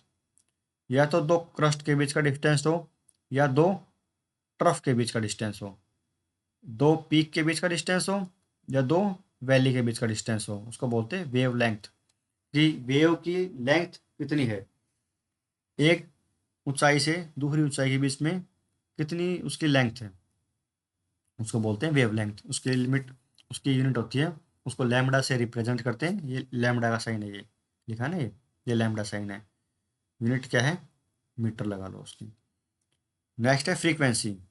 अब वेव कितनी फ्रीक्वेंट है, ये क्रस्ट से दोबारा ये क्रस्ट आने में कितना टाइम लग रहा है, कितनी फ्रीक्वेंट है वो, उसको बोलते हैं फ्रीक्वेंसी। अगर यहाँ से यहाँ का डिस्टेंस कम होता, मीन्स एक वेव आई, फटाफट दूसरी वेव आई, फिर फटाफट तीसरी वेव आई, तो क्या बोलेंगे हम? उसकी फ्रीक्वेंसी ज़्यादा है, मतलब कम टाइम में आ रही है। ठीक है, तो वो फ्रीक्वेंट है। तो दो कंसेप्ट हैं, अभी बताता हूँ उनको। ये तो बता दिया था। The distance between two consecutive compression और two consecutive rarefaction is called as wavelength, represented by lambda. Unit क्या है? मीटर है। जो कंजिक्यूटिव क्रस्ट है ऊपर वाली, या ऊपर वाली जो कंजिक्यूटिव क्रस्ट है, या नीचे वाली जो कंजिक्यूटिव ट्रफ है, इन दोनों के बीच के डिस्टेंस को बोलते हैं wavelength. The time taken by two consecutive compression और the rarefaction to cross a fixed point is called as time period of wave. इतना टाइम ले रहा है वेव कंप्रेशन में या रेयरफ्रैक्शन में, उसको बोलते हैं टाइम पीरियड। और जितना ज़्यादा टाइम ले रहा है मीन्स उतनी कम फ्रीक्वेंसी है। एक वेव आई, उसके, जैसे ये एक वेव आई, ये एक वेव आई, उसके 1 घंटे बाद दूसरी वेव आई, चल के दूसरी वेव आई, मीन्स उसकी फ्रीक्वेंसी कम है। और एक वेव आई, सडनली दूसरी वेव आ गई, मीन्स कम ही टाइम में आई, तो उसको क्या बोलते हैं? वो फ्रीक्वेंट है। तो frequency is inversely proportional to time period. जितना कम टाइम लेगी उतनी फ्रीक्वेंसी ज़्यादा होगी। अगर टाइम ज़्यादा ले रही है तो फ्रीक्वेंसी कम होगी। सॉरी, क्या आप देखें क्या है, ये दोनों क्या है? इनवर्सली प्रोपोर्शनल है। अगर टाइम ज़्यादा ले रही है तो फ्रीक्वेंसी कम होगी।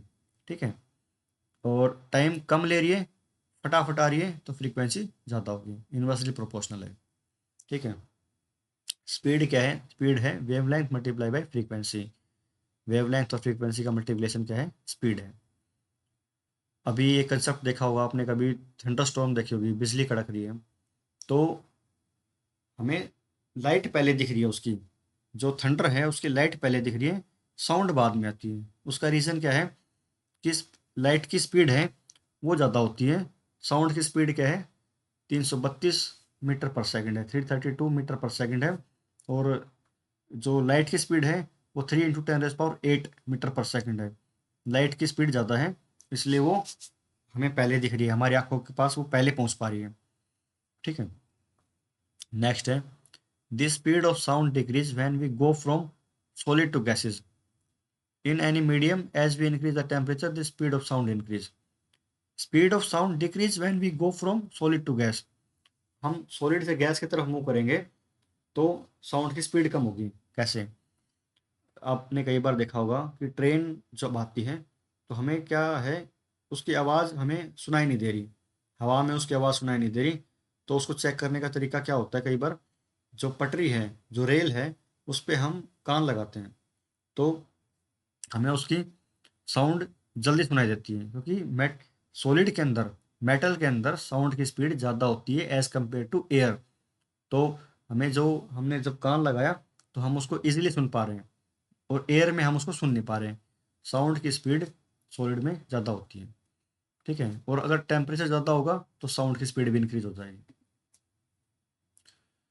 साउंड की स्पीड मैंने बता दिया, 332 मीटर पर सेकंड होती है 0 डिग्री सेल्सियस पे। या टेम्परेचर लिखना बहुत ज़रूरी था, क्योंकि अगर आप इंक्रीज कर दोगे टेम्परेचर तो स्पीड भी इंक्रीज हो जाएगी।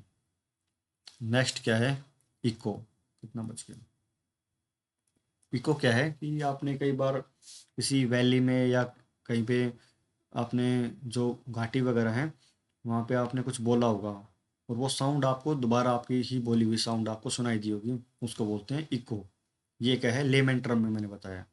उसका रीज़न क्या होता है कि कोई भी साउंड हमारी जो ब्रेन है उसके अंदर कितनी देर तक रुकती है, 0.1 सेकेंड तक रुकती है। ठीक है। तो साउंड को क्या है, आपने जहाँ से बोला वहाँ से जिस डिस्टेंस पे गई वो और वहाँ से वापस आने में कुछ टाइम लगे वो। ठीक है। तो वो मिनिमम कितना डिस्टेंस है कि वो होना चाहिए तभी आप इको की साउंड सुन सकते हैं। तो उसका फॉर्मूला क्या है, total distance covered by this sound from the point of generation, जहाँ से वो साउंड जनरेट हुई है, टू द रिफ्लेक्टिंग सरफेस, और जहाँ से वो रिफ्लेक्ट हुई है वहाँ से टच करके जहाँ से बैक आई है, should be at least 34 metre. 34.4 metre होना चाहिए डिस्टेंस, तभी कम से कम 34.4 मीटर होगा, तभी आप उस चीज़ की इको साउंड सुन सकते हो। ऐसा क्यों, क्योंकि 0.1 सेकेंड होता है, इतनी देर तक साउंड हमारी ईयर पे परसिस्ट करती है, इतनी देर तक रुकती है साउंड ना। और साउंड की स्पीड आपने देखो इसके अंदर 344 मीटर पर सेकेंड है, दोनों को मल्टीप्लाई किया तो 34.4 आया। इतना डिस्टेंस अगर जहाँ से साउंड जनरेट हो रही है और जहाँ से टकरा के वापस आ रही है, अगर इतना डिस्टेंस है तो आप उस साउंड को सुन सकते हो। नेक्स्ट है रिवर्बरेशन। कई बार क्या होता है कि साउंड, आपको वही साउंड बार बार सुन रही है, वो रिफ्लेक्ट होती है। कई बार आपने स्ट्रीट वगैरह में देखा होगा, गलियों में देखा होगा कि साउंड है वो डीजे की साउंड है, जैसे कहीं पे गाने वगैरह बज रहे हैं, तो साउंड क्या है, कॉर्नर पे टच करके वापस हमारे कान पे बार बार आती है, उसको प्रोसेस को बोलते हैं reverberation. The repeated reflection that result in the persistence of sound. Repeated reflection है, बार बार साउंड रिफ्लेक्ट होकर हमारे पास आ रही है, उसको बोलते हैं रिवर्बरेशन। नेक्स्ट है the audible range of sound for human being extend from 20 hertz to 20,000 hertz. इसके बीच 20 हर्ट्ज से और 20,000 हर्ट्ज के बीच की साउंड ही हम सुन सकते हैं। 20 हर्ट्ज से कम की भी नहीं सुन सकते, 20,000 हर्ट्ज से ज़्यादा की साउंड नहीं सुन सकते। अब एक अच्छी चीज़ बताता हूँ आपको। 20 हर्ट्ज का मतलब क्या, हर्ट्ज क्या है, फ्रीक्वेंसी। कितनी फ्रीक्वेंट है वो आवाज़, 20 हर्ट्ज बहुत ही कम फ्रीक्वेंट है। एक वेव आई, दूसरी वेव आने में टाइम लग रहा है। ठीक है। जो 20,000 हर्ट्ज हैं वो क्या है, 20,000 साइकिल पर सेकंड, एक सेकंड के अंदर 20,000 बार आ गई कंटिन्यू ऐसे, तो उस साउंड को भी आप नहीं सुन सकते। तो ऑडिबल रेंज क्या है जो हम सुन सकते हैं, वो है 20 हर्ट्ज से 20,000 हर्ट्ज तक। ठीक है। Earthquake produce low frequency infrasonics before the main shock. जो अर्थक्वेक हैं, भूकंप वगैरह जो आते हैं, वो लो फ्रीक्वेंसी होती है। लो फ्रीक्वेंसी क्या है, एक साउंड आई, उसके 1 घंटे बाद या आधे घंटे बाद दूसरी साउंड आई, तो वो क्या है, 20 हर्ट्ज से कम किया होती है। अब यहाँ पे समझने वाली चीज़ है, कई लोग समझेंगे अर्थक्वेक में फ्रीक्वेंसी ज़्यादा होती होगी ना। अर्थक्वेक में फ्रीक्वेंसी कम होती है, 20 हर्ट्ज से कम होती है। ठीक है। जो कि हम नहीं सुन सकते। कुछ एनिमल्स वगैरह हैं, या एनिमल्स कुछ नहीं, एनिमल्स तो मोस्टली उसको सुन ही पाते हैं। आपने डॉग वगैरह देखे होंगे जो अर्थक्वेक से पहले अनकॉन्शियस फील करने लगते हैं, उनको लगता है कि कुछ ना कुछ हो रहा है। ह्यूमन को, उसको जो आदमी है उसको खुला छोड़ देना चाहिए उस टाइम पे डॉग को या किसी एनिमल को। जैसे हमारी काऊ वगैरह भी हैं, घर के अंदर कोई एनिमल है, वो आपको बता देगा कि अर्थक्वेक आने वाला है। क्योंकि 20 हर्ट्ज से कम की फ्रीक्वेंसी को वो सेंस कर पा रहे हैं, और उसी को बर्ड्स वगैरह भी सेंस कर पा रहे हैं। आपने कभी भी देखा होगा अर्थक्वेक आने से पहले जो बर्ड्स वगैरह होते हैं वो पेड़ों से उड़ने स्टार्ट हो जाते हैं। ठीक है। वो दूसरी जगह मूव करना स्टार्ट करते हैं। उसका रीज़न क्या है कि वो 20 हर्ट्ज से कम की फ्रीक्वेंसी को वो सुन पा रहे हैं। ठीक है। बहुत डीप में चला गया मैं। Frequency higher than 20 kHz are called as ultrasonic sound और अल्ट्रासाउंड। 20,000 kHz से ज़्यादा की साउंड को बोलते हैं ultrasound. Ultrasound is produce by animal such as dolphin, bat. जो डॉल्फिन वगैरह है, रिवर डॉल्फिन है, गंगा डॉल्फिन है, या बैट है जो चमगादड़ वगैरह हैं, वो 20,000 20,000 हर्ट होती है ना, उतने की फ्रीक्वेंसी की साउंड प्रोड्यूस करते हैं। बैट है वो रात में घूम रही है, मतलब जो चमगादड़ है वो रात के अंदर मूव कर रही है, उसको कैसे पता लगा कि सामने से कोई चीज़ आ रही है? वो उसने एक टाइप की अल्ट्रासाउंड छोड़ी, यहाँ से प्रोपेगेट करी ताकि जब वो सामने वाली बॉडी से टच करके रिफ्लेक्ट होके वापस उसके पास आती है, तो वो उससे डिस्टेंस कैलकुलेट करती है। देखो कितना अच्छा सिस्टम है। साउंड रिफ्लेक्ट की कि कितनी देर में वापस आई, उससे वो उस बॉडी का शेप और साइज पता लगा लेती है। ठीक है। और वो जो जो बैट वगैरह है, डॉल्फिन है, वो 20 kHz से ज़्यादा की फ्रीक्वेंसी की, मीन्स आप 1 सेकंड में 20,000 हर्ट्ज की फ्रीक्वेंसी की वो साउंड प्रोड्यूस करते हैं। ठीक है, कितना अच्छा रोबस्ट सिस्टम है इनका। देखो हमें लगता है कि जो 5 ही हमारी सेंसेस होती हैं बॉडी के अंदर, जो स्मेल वगैरह है या हम देख पा रहे हैं, एनिमल्स हैं या बहुत सी चीज़ें हैं जो इन सेंस से ज़्यादा सेंस लिए होते हैं। ठीक है। उन्हें बहुत सी चीज़ें हमें जो हमें दिखाई नहीं दे रही, लेकिन बहुत सी चीज़ें हैं जो हमारे एनवायरनमेंट में कंटिन्यूसली चलती रहती हैं। इलेक्ट्रोमैग्नेटिक वेव हैं या बहुत सी ऐसी फ्रीक्वेंसीज वगैरह हैं जो हम ग्रैब नहीं कर पा रहे, ह्यूमन बींग और एनिमल्स कर पा रहे हैं। ठीक है। नेक्स्ट है, ultrasound is generally use to clean parts located in the hard to reach places. ठीक है। अब ऐसी कोई जो सबमरीन है, सबमरीन के अंदर ऐसे पार्ट हैं जिनकी क्लीनिंग नहीं हो रही, उसके उसके अंदर अल्ट्रासाउंड प्रोड्यूस की जाती है जिसकी फ्रीक्वेंसी 20,000 हर्ट्ज से ज़्यादा होती है, तो वो उसको क्लीनिंग कर देती हैं। ठीक है। उसका एक ये उसकी आप एप्लीकेशन मानो कि अल्ट्रासाउंड की से कोई चीज़ क्लीन हो रही है। Ultrasound can be use to detect crack. किसी बॉडी के अंदर क्रैक हैं, उसको डिटेक्ट करने के लिए अल्ट्रासाउंड का यूज़ होता है। Ultrasonic waves are made to reflect from various part of the heart and form the image of the heart. Echocardiography होता है ना, जो ईसीजी होता है, वो हार्ट की ईसीजी वगैरह जो करते हैं, वो क्या है कि हाई फ्रीक्वेंसी यूज़ करके, 20,000 हर्ट्ज से ज़्यादा फ्रीक्वेंसी यूज़ करके आप पूरे हार्ट की मैपिंग करते हो कि उसके अंदर कोई क्लोटिंग तो नहीं है, कि उसके अंदर कुछ मिस सर्कुलेशन में कोई प्रॉब्लम तो नहीं है, वो आप चेक करते हैं। तो ये अल्ट्रासाउंड की एप्लीकेशन है। साउंस साइंस में हमेशा ना आप एप्लीकेशन देखोगे, कोई भी चीज़ है उसकी क्या एप्लीकेशन है। नेक्स्ट है, अल्ट्रासाउंड में भी employed to break small stone. जो किडनी के अंदर कुछ स्टोन वगैरह होते हैं उसको ब्रेक करने के लिए अल्ट्रासाउंड यूज होती है, क्योंकि जितनी फ्रीक्वेंट कोई चीज़ होगी वो स्ट्राइक कर करके उसको ब्रेक कर देगी। अल्ट्रासाउंड अभी जो फिटस वगैरह है उसकी हेल्थ चेक करने के लिए अल्ट्रासाउंड यूज़ की जाती हैं, वो पूरी उसकी मैपिंग करके देती हैं हमें। नेक्स्ट क्या है जी, ये सिंपल सा एक बायोलॉजी कंसेप्ट है कि जस्ट फैक्ट है, weeds are unwanted plant in the cultivated field. जो वीड होती है वो क्या होती है, अनवांटेड प्लांट होते हैं। फॉर एग्जांपल जैंथियम है, गोखरू है, उसकी हमें ज़रूरत नहीं है, वो एक टाइप की वीड है। हमने बोया कुछ था और उसके अंदर गोखरू अपने आप उगे, जैंथियम। या पार्थेनियम है, गाजर घास है, साइपरनियस रोटंडम है, मोथा है, वो क्या है, ये साइप एक वीड की टाइप है।